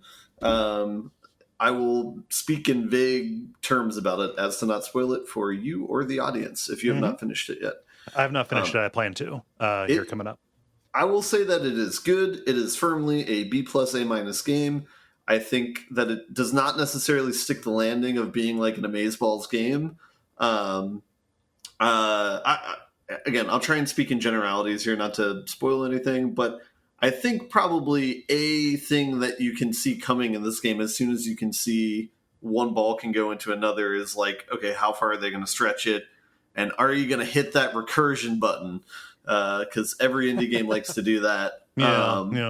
And so I will admit that this is a very hard game. This is a very puzzle-forward game. Not to say that the graphics aren't good or like design isn't good. The art style is actually really cool. How they differentiate like the scenes of each of the orbs that you can go in is nice. But since this is a very puzzle-forward game, that's kind of like what I was evaluating it on. I think there's kind of like a lot of like promises of where this game can go that maybe are not fully delivered on. Okay. There are some cool ideas that they introduce. Some of the puzzles are very hard to wrap your mind around, which is awesome for the idea of like what the potential could be. But I think they put it too much on rails in portions of the games, including kind of like putting up more or less invisible walls of areas that you can't go. Given they do that because otherwise you would break the game. But then that's kind of like a problem is I am like Baba as you. I want to be able to destroy the program that is running the program. Right. And so I'm a little bit disappointed in that, even though I can kind of respect the decision in a sense where it's like, okay, that could be just a design choice to be like, hey, we don't want players to break the game because we don't know where to go from there. I guess there's another way a game has handled this is, was it Patrick's Parablocks or whatever? When you like go out into infinity, that's just kind of like a game over screen and you have to kind of undo to to get back into place. This doesn't really have that sort of option, since it's not really a discrete type gameplay. It's more continuous, since you're walking around with a thumbstick sort of thing, and not like arrow key directional. So it doesn't have the rewind system that those games have. Sorry, what were you going to say? Yeah, it's like all of the games that you are like holding this up against are like difficulty fuck puzzle games, for lack of a better way to put it. Yeah. So I think that if anybody listening, like if any of those games sound too or have been too much for you, this might actually like triangulate better to a more moderate position where you can get a taste of that kind of stuff without necessarily needing to engage with that kind of rigor that you get from a Patrick's Parabox. Yeah, when I use the term fuck puzzle game, I generally mean like one of the hentai games. The rabbit game. This one, I think it's more user friendly in that sense. It's not like there's not puzzles where you're sitting at your screen staring and like having to like think like a chess puzzle or something like that for 15 minutes to try and like riddle out a solution. Oh, however, rub it in. You understand chess. No, I see. I don't. But the flip side of that is a lot of the puzzles you don't fully understand the mechanics that you're interacting with at times, is how I feel about it. And so it's more like, okay, I have 3 options of what I can do, so I'm just going to try all 3 of those and see what works, and then one of them will work. And so that's like kind of speaks to a little bit of the puzzle design of it. They do a good job of, there's a lot of kind of like simple puzzles that only have a few options, and you do feel satisfied when you complete it. I think I had to look up one puzzle solution because there's like one move that you can do that isn't 100% well telegraphed that you can do. But outside of that, I think everything else was pretty intuitive. But some of the more like mindfuck mechanics that they have towards the end of the game aren't fully elaborated on. They don't fully teach them to you well so that you have a good understanding of like how they work. And the rules, you're kind of like breaking things, but you don't know why. And so I found that like a little bit frustrating. And then the ending is just kind of like the ending, but it's not nearly as impactful as something like Inside, which is not a fair comparison, but it's I'm trying to think of, it doesn't really stick the landing for me, the ending. There's cool things that they try, and it's kind of like maybe a simplistic ending, but it isn't like a oh shit type ending or anything like that. So it's a little bit ho-hum on it. I do think the art style's good. I do think, like 90% of the puzzles are good. It's just kind of didn't go in the direction that I wanted it to, but that doesn't, that's not to, put damnation on the game. That's just like a different kind of design choice of how they went to approach it. So I think another person with different expectations could certainly see this as like an amazing game. And it's not a bad game. Like that said, even with that difference in preference, I still enjoyed the game. I think you do get to see a lot of cool bugs. Yeah. I like that joke. Yeah. They could never market this game as being bug free. And they do a few cool mechanics towards the end that do make for interesting puzzles. I won't say what they are, but we can talk offline when you complete it. Anyway, what else? So anyway, music's good, presentation's good. The game, I think, is selling for like $20 or $25 right now. It's tough because it's like you compare that to other game. I guess that's like you could feasibly pay that much and not feel bad about it, I guess. It's also it's Game Pass as well. So that's true. Yes. Yeah. And this is another game that was paid for by the Danish government as well, or they helped fund it as well. It's so it's so frustrating to see that because other governments do that. And it's like the hierarchy of needs or whatever. Care about their citizens. It's like Finland. Schools paid for, healthcare's paid for. It's like, oh yeah, let's fund video games now. We're at that level. These games are a point of national pride. Ugh. Yeah. Man. So in that sense, it's sweet too, because it is like, there are several people that worked on it, and there's probably like in the dozens or so, but it is a relatively small game for what it is. So it is like an impressive feat to see what it's there. And looking back over the progress meter when you beat it, you can see all the chapters, and they kind of outline what orbs you have available in each state of the game that you're in, which is kind of interesting, where it's like, oh yeah, I could only possibly have these two at this position because I had to commit like this other one here and this one here, something like that. So there is some respect there for like being able to design everything like that. Yeah. And be able to just design puzzles in this sort of like space that gets really confusing really quickly. Hard to conceptualize. Like what's inside what and what are your options. So, Cocoon. I'll give it a thumbs up. Yeah, I don't know. And then I think I promised this last week that these are going to be the two games that I talked about. The other game that I have is Baldur's Gate 3. Ooh, yeah. Which I'm still in the third area. I've actually made a lot of progress on it, though. I would say that I'm nearing the end game, probably. I think if there's I'm probably halfway through the main things that you need to complete in the last area, but I think the second half will go quicker than the first half, if that makes sense. I'm doing halves by like boss battles, I guess, and so I know everything I need to do for the remaining two, so I think it'll go pretty quickly. That game's still really, really good. Basically, just playing it now is making me think of what I want to do for my second playthrough. I think I've settled in on I want. I basically want to build something where it's my character's like high persuasion, maybe Githyanki, which I think I mentioned last week.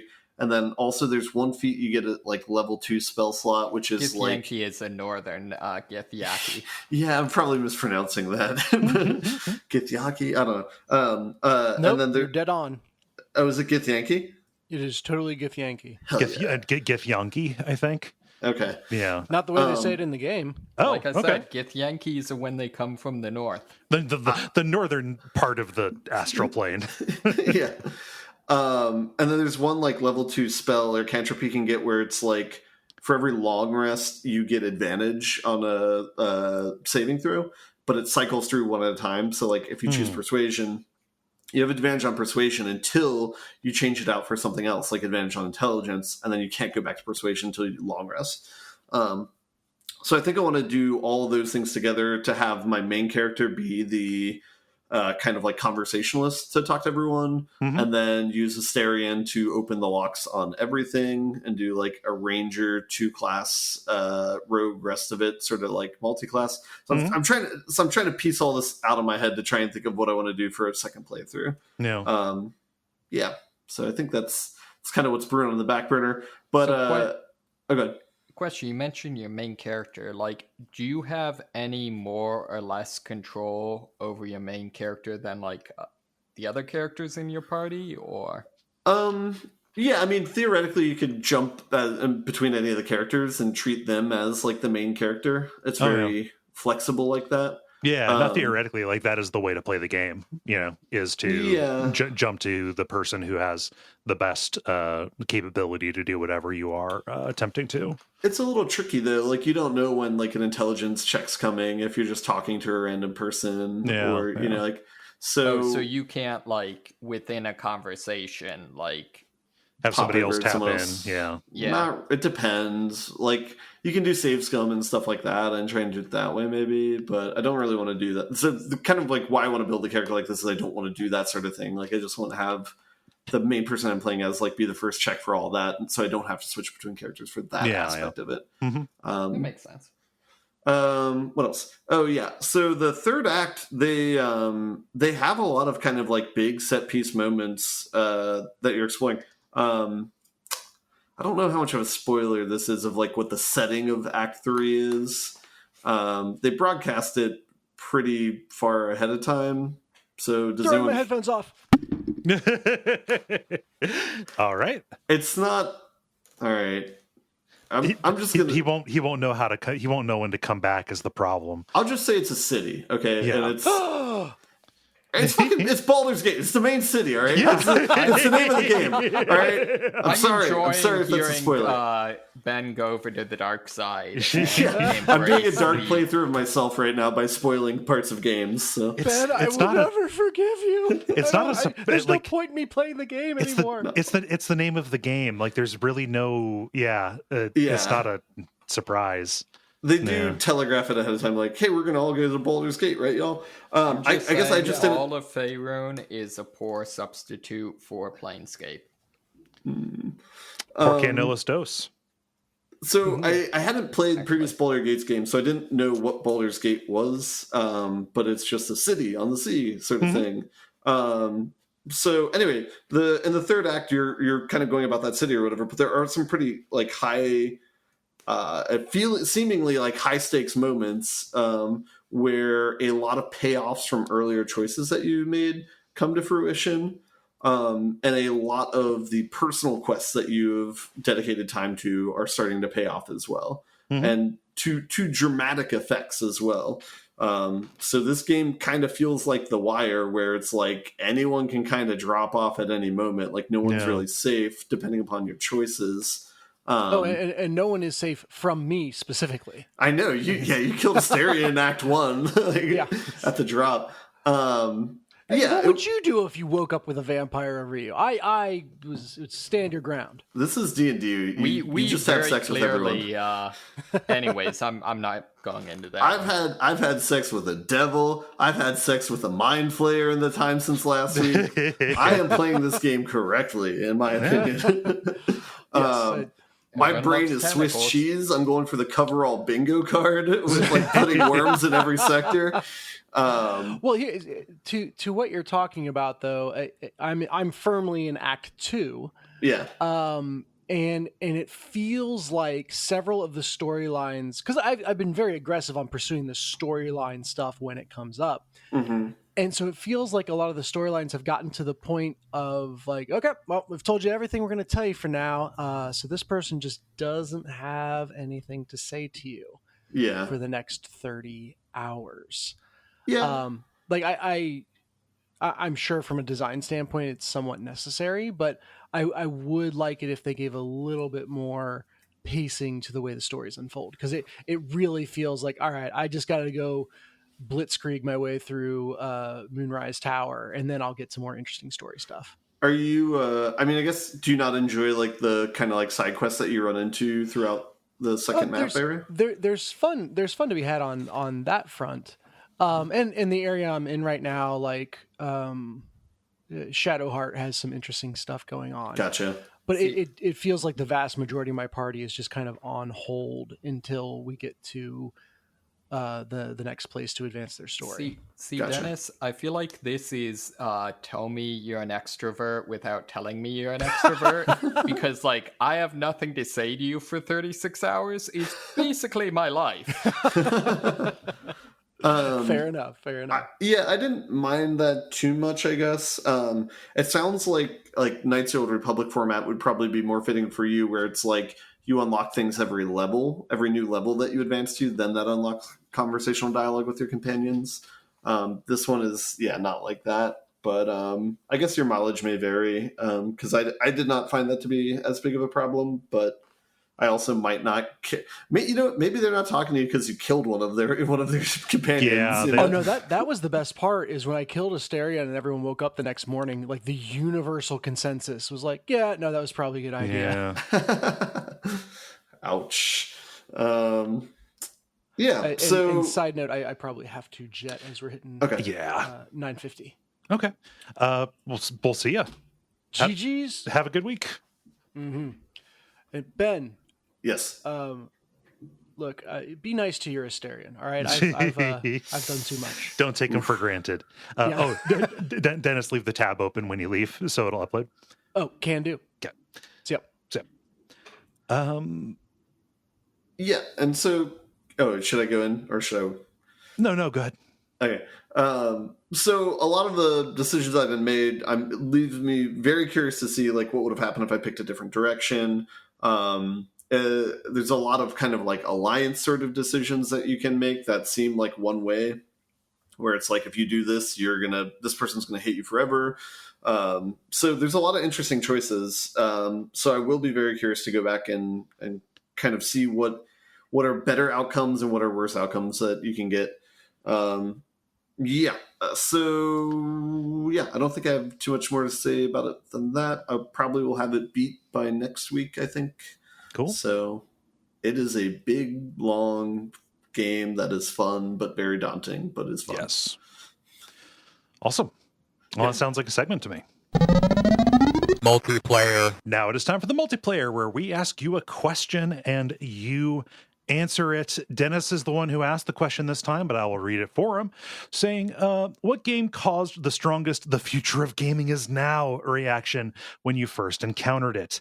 This could be for visuals, sheer scope, or any other element that went beyond what you thought was possible. This is a good question. David, what does Case say? I'm sorry, I hadn't clicked view more. Case says, playing Dark Forces at a computer store when I was a kid. I played video games before this, but that was my first first-person shooter, and the first time I navigated a 3D space in a video game before. Yeah. I remember getting Dark Forces for the PlayStation is when I got that. Yeah. What is Dark Forces? I've never heard of that. Star Wars first-person shooter, roughly in the Duke Nukem 3D looking engine kind of deal. Yeah, like mid-90s. Dark Forces eventually became Jedi Knight. Oh, okay. Yeah. You play as it's the same character. Okay, yeah. Yes. Kyle Katarn, which is a terrible name. It's a mouthful. It's not Star Wars if you don't have dumb names. Yeah, Dash Rendar. Nothing will ever be Savage oppressed. What about Jorg Sakul? It's Lucas backwards. Ben, what does Greg say? Greg says, Morrowind really impressed me with its scope and scale, its graphics, and the feeling that Western devs could make an open-world game just as good, if not better, than their Japanese counterparts. The freedom of play and really being able to do so much, combined with a rich quest system and skill tree, plus a ton of material to read, that all explored deeper into the huge lore and backstory really added to it. It's the first game I really got lost in for a long time with past games. Even Zelda's...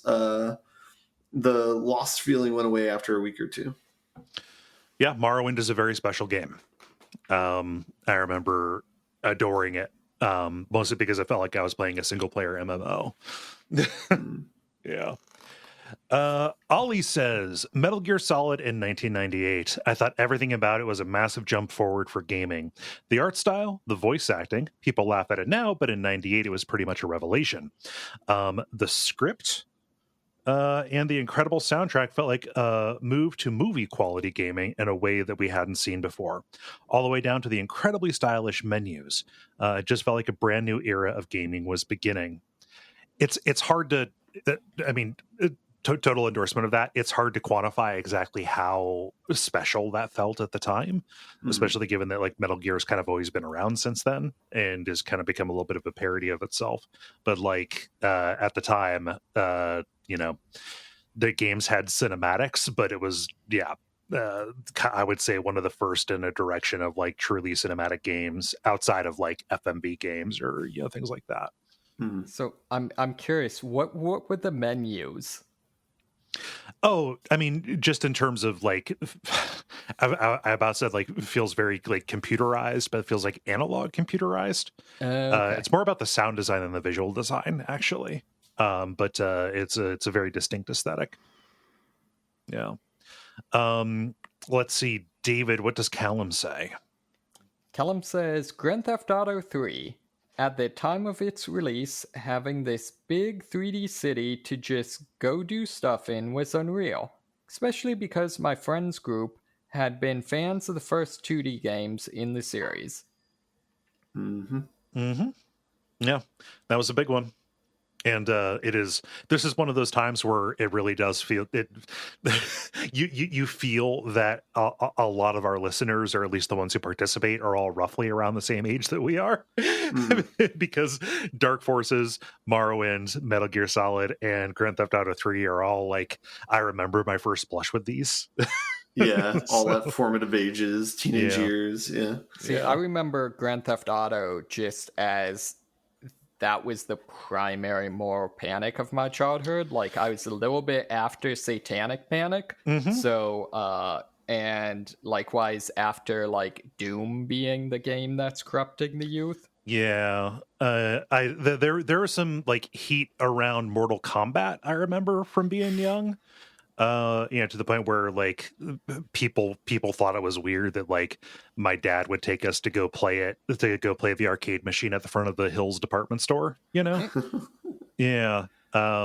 So there is that. Again, with those things, it's very hard not to get super local with David because we grew up together. Oh yeah, no, totally. I know that machine. Yeah. Mansfield majority now. Yeah. Just take that, Ben. Let's see, Ben, what does Peter say? Peter says Kingdom Hearts felt like felt like the perfection of graphics couldn't get any better. Maybe it's because I was playing Ape Escape, and my God, is there a massive jump in graphics, gameplay, and seamless transition between the gameplay and the cutscenes, except for the full voiced FMV sequences. Yeah, never played Kingdom Hearts. I will take your word for it. Really, I'm surprised. Have you like even a little bit? Nope, never. Did you ever have a GameCube? No, never had a GameCube. Although Kingdom Hearts is PS2. Oh, yes. Well, egg on my face then. No. I just wanted to clarify, just because I didn't. Basically, there was spinach in your teeth, and I didn't want you to say that in front of somebody else, somebody more passionate about these matters. See, I don't think the GameCube actually had any non-Nintendo games. Yeah, no, I was going to say Eternal Darkness, but Nintendo published that, so yeah. Nicholas writes, Omicron, the Nomad Soul, the cinematics, seemingly living, breathing world at the time, was also my introduction to David Bowie as well. Blew my mind as a 9-year-old.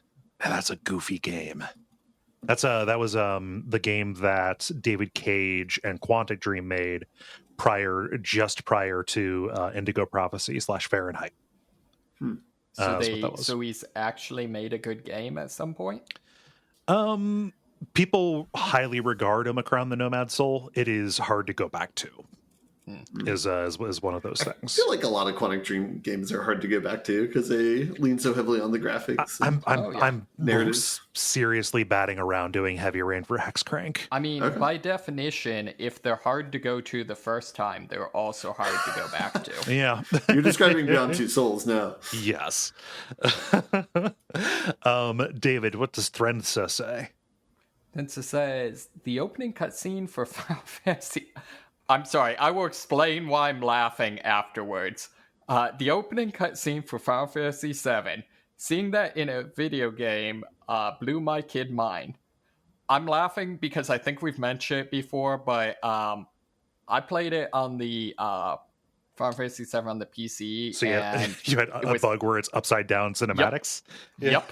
So that's why I started laughing. But anyways, I remember that, and I also remember being shocked by the fact that they then immediately dump you into, so we just committed a major terror act. Yeah. Kind of accidentally killed thousands. But, we don't have to face up to that. That's fine. Also, they're categorically right. There's not a lot of ambiguity to it, actually, in the grand scheme of things, which undercuts the any kind of gray that they're going for in that. But yes, it was shocking to see that you are playing as a bunch of eco-terrorists. And just that's literally, I think, like the first piece of dialogue in the game is someone telling you that the bomb you set up like screwed up and just destroyed an entire city district. Yeah, I forget if that detail is present in the original. Yeah. Let's see, Ben, what does Jack say? Jack says, how could anyone forget the first slur they heard over a microphone when playing online in Halo 2? Oh, those were man. the days. Those continue to be the days. Oh, man. Grumpy Grizz says, Grand Theft Auto 3. I was a freshman in college and was hanging out with a friend in the dorm. They put on Grand Theft Auto 3, and it felt like you could go anywhere or do anything. Morrowind also had a similar reaction when I played it 2-ish years later, which was a game that I stopped playing for the fear that it would take over my life and make me fail my classes. Yeah, it'll do that. Man, people need to stop talking sugar on Morrowind, because I do not have time to replay that. Are you guys there? Yes, I am. Okay, cool. There was. I was not saying anything in order to not influence you to replay Morrowind. Oh, okay. There we go. Okay, I was worried. It's okay if you don't respond. I didn't want you all to be gone. It's our silent support, Cole. Yes. I definitely feel that. That's like one of my greatest fears is that, people will just be gone. David, what does Random Sum say? Random Sum says, I was going to do 2, but actually I'm going to do 3. Oh. First was when I heard voice narration during the intro to Ys, book 1 and 2 on TIG 16 Sid. TG. Oh, you're making fun of me. No, that's how you pronounce these. TG16 CD. Yeah. Yes. Second, when I heard the theme to Lunar on Sega CD with its voice lyrics and would just sit listening to it for 30 minutes on repeat. Finally, Carmageddon 2 was a great game that allowed me to understand the exploration of 3D worlds that was to come. And I remember explaining to people older than me that we would have virtual museums to explore someday, and how creative artists would use that in ways we could barely imagine at the time. Yeah, and then Arcane Kids gave us Bubsy 3D at the James Turrell retrospective. It's the people who did the Sonic Dreams collection joke game. Yeah, some people got that.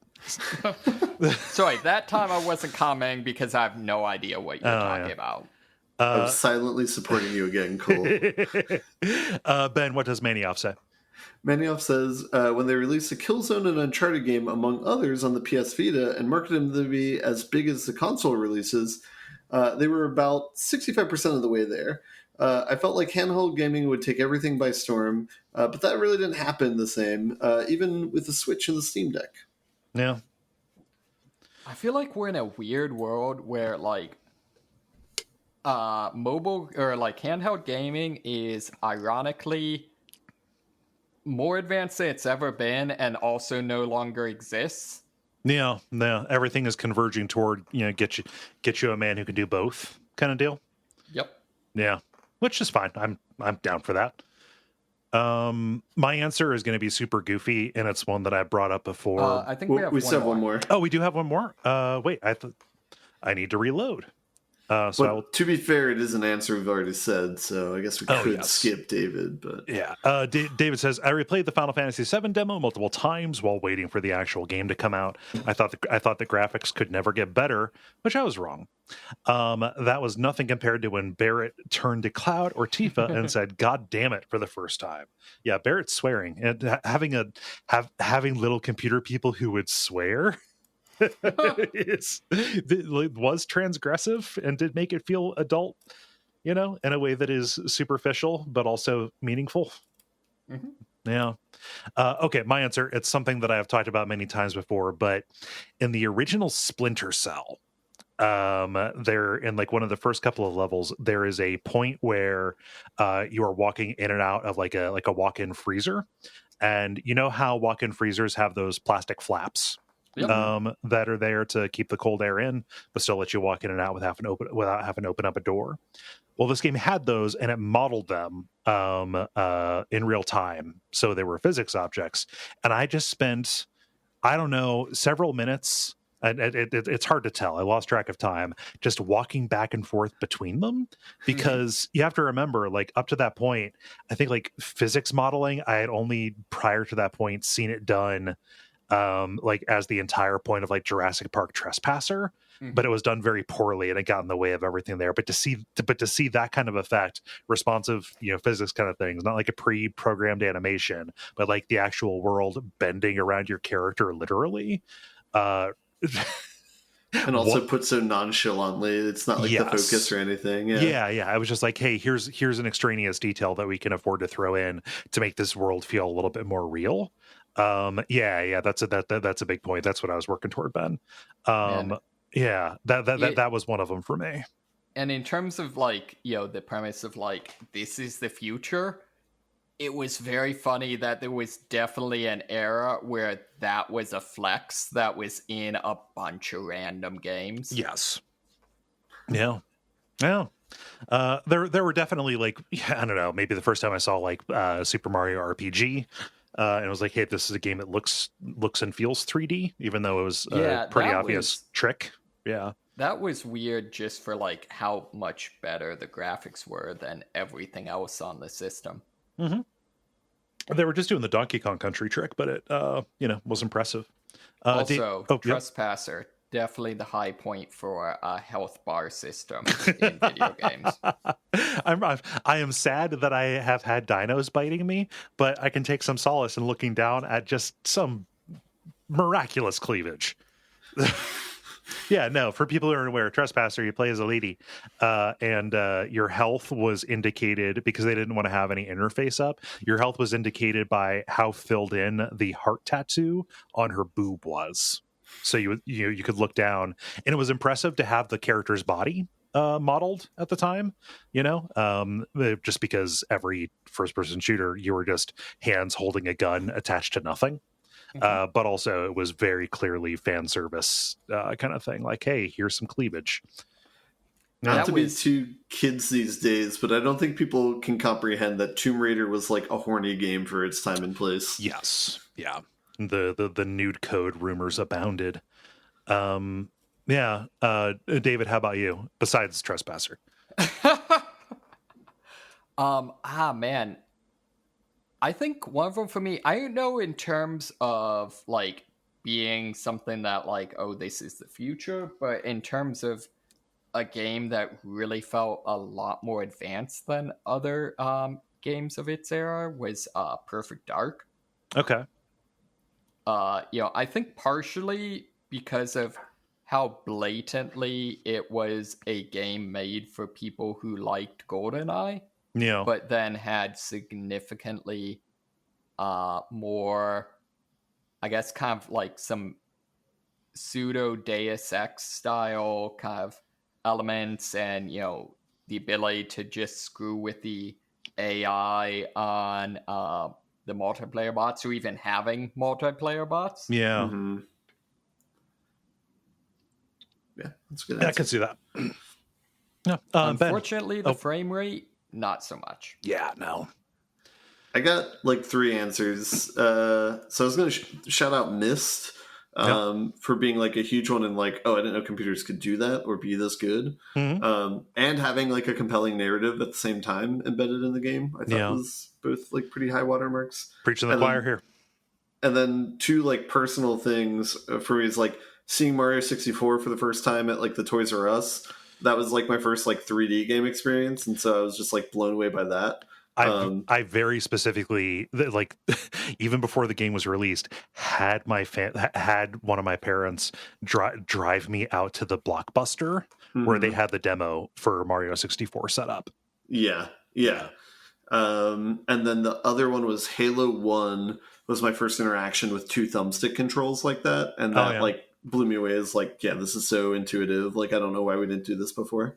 Yeah. So I do remember Halo 1, strangely enough, that the way they trick you into calibrating like the inverted controls. Yeah.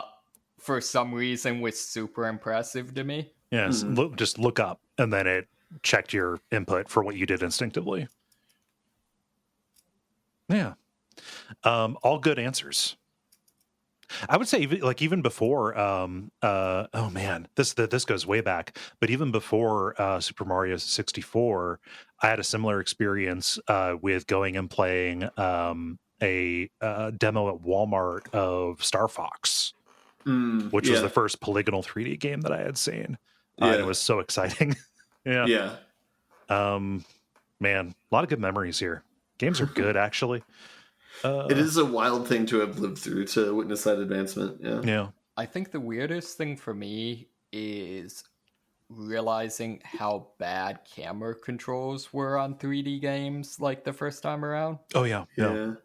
Just, well, by which I mean the fact that there weren't any. I mean, that was a bit of a mercy in a lot of cases, because ones that did give you control were very bad. Well, that's true. Yeah. This was a good question, Dennis. Thanks, Kole. Wow. Big thanks to him in absentia for posting this. If you would like to participate in these in the future, go to the Duckfeed community group on Facebook and watch for the prompts to come out on Monday afternoons. The end, boss.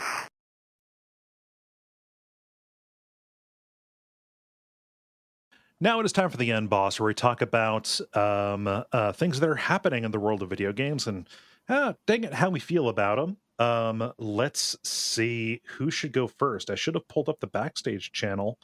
Ben, what did Sony do? Yeah, they made an announcement that's semi-interesting. They announced that they're going to make a smaller designed PS5. I guess this isn't a surprise. They've done this with all their previous consoles. Something that's kind of notable about it, though, is that specifically the digital edition, which is like the cheaper edition, is increasing in price by $50, which I'm not sure if they've done that in the past before or not with the slimmer version of the consoles. So instead of it being $400, it's $450. The disc version will stay the same price at $500. Yeah. So, yeah. The interesting thing about this, to me, is that the digital edition, you can upgrade it to have a disc. Like, there's an attachment you can get where it just kind of slots in on the side, which is a very good idea, and maybe should have been the way they did it in the first case. Yeah. I think the way the dimensions are changing is they're basically like shaving off 1 1/4 to 1 3/4 an inch of height and width, respectively, and then it's supposed to be 3 pounds lighter. So if you're into that kind of thing, then there you go. Yeah, if you regularly carry your PS5 around, then this one's for you.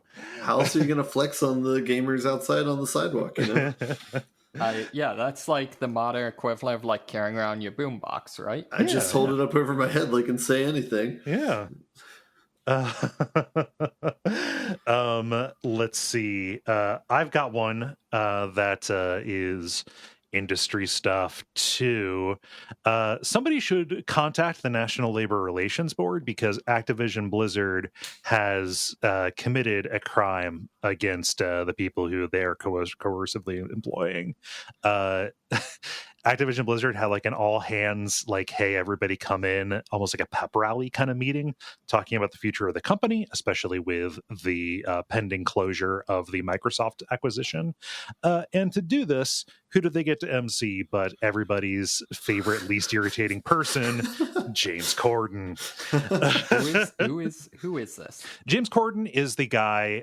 He's a British like television presenter guy. He had a late night show for a while, but like the thing that you have probably seen like viral videos of is carpool karaoke.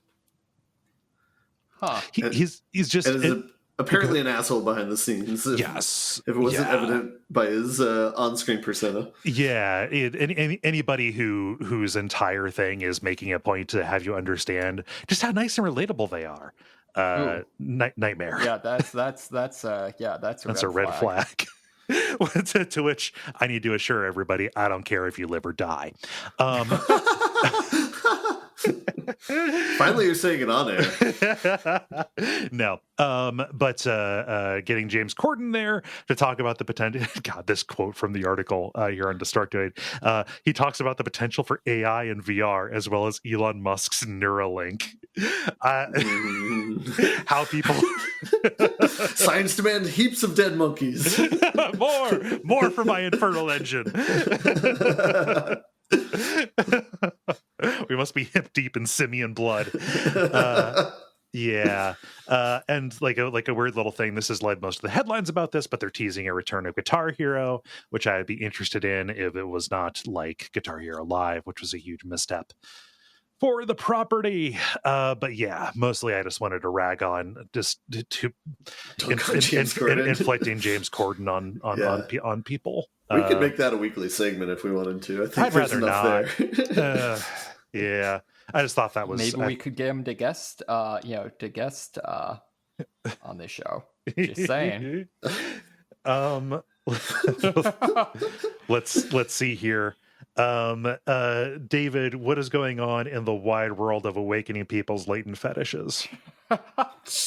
David's having a horny week this week, I gotta say. So Nintendo has released a video of promoting Super Mario Wonder. Yes, coming out. Again, in terms of games that need to fire the person who came up with their name. And apparently the new upgrade in the game is a elephant fruit. Yeah, it was at the end of the reveal trailer where Mario runs into this power up and then inflates to become this big elephant Mario Man, which they know exactly what they're doing with that. So I'm not looking down on it, but they know exactly what they're doing. Yeah, So in this video, Peach is standing there, and Bowser walks up to her and awkwardly offers her a flower, to which she then inexplicably gets the elephant power up and turns into Elephant Peach, to which Bowser is extremely shocked, pauses for a moment, and then reaches into his pocket and pulls out an entire bouquet of flowers. Yeah. So Bowser knows what he's into. Bowser likes it elephant style. Yeah. Also, I as a public service, I have confirmed that yes, there is already Bowser Fantet fan fiction. So Bowsat elephantized, just in case you want to get some throw transformation and furry stuff onto an existing TG fetish. Yeah, this is what Kurzweil was describing when he said the singularity was near. Yep. Hey. Which again, not looking down on it, but word just keeps getting better and better. Hey, if it's making people happy, but Nintendo knows exactly what they're doing. Yeah, I feel like that is second only to Olive Jury's costumes in terms of what you're doing. Yeah. And Ben asked, just appealing to the virality and the medic nature of kind of plugging into existing fetish communities. Mm-hmm. Yeah. So it'd be kind of like if they showed Bowser being super into Peach, grinding her heel into his face. People would know exactly what that was. Yeah. So yeah, it's pretty funny. It is a cute video, but I want to shout out Dennis's story if we're done with the other three. Yes, yeah. Just because I thought it was funny. His story was talking about the Lord of the Rings Gollum video game, and basically there were internal leaks from people who worked on the game, talking about kind of how mismanaged the project was, how basically there were little to no veteran programmers on it, and then the main headline article being that the apology that they wrote after the game released was written by ChatGPT. Yeah. So that's why I had four introductions in lieu of any content. Yeah. I'm just impressed that you managed to swap Dennis when he isn't even present. Yeah, can't even defend himself, really. Yeah. And just as I mean, that's not surprising about that team or about that project anyway. Kind of seems like nothing good was going on there. I'm imagining Dennis ChatGPT do all of it. I'm imagining Dennis with his taking the peripherals into his actual car and driving to the airport right now. Oh gosh. And then follow up on the Unity thing. John Riccitello stepped down as CEO of Unity after the debacle about pricing. That is a sacrificial lamb move. The actual problem is on the board and with the very fact that they went public and immediately bought into crypto and very predatory monetization, monetization kind of stuff. So it's almost like capitalism is the problem. Yes, capitalism and healthy business practices are incompatible with each other. And the fact that the choice that they made is still like a going forward decision. It's just that you can retroactively not opt into. You can opt into it instead of being forced into it. Yeah. So it's not a lot of hope. They're hoping that'll buy them some goodwill, but indie developers have long memories is the thing about them. Yeah. That sounds like a show to me. How do you all feel about buttoning it up? Silently supporting you right now, Cole. The credits. Thank you so much for listening to level number 476. We really appreciate you taking the time. If you would like to help us out, you can go to patreon.com/Duckfeed.tv and support the network, get bonus shows and things like that. You can leave a rating or review in whatever podcast directory you happen to be using at the time, and tell your friends. Most of all, come back next week. We really appreciate you hanging around. That's the second time I've said we really appreciate you, which means I'm tired. There's nobody else I can ask who has a current project they're promoting, so I'm just going to lead us out. I've been Cole Ross. You can find me on Blue Sky at Cole Ross. I'm David Maismith. I'm Ben Merkel. And stick around for some titles.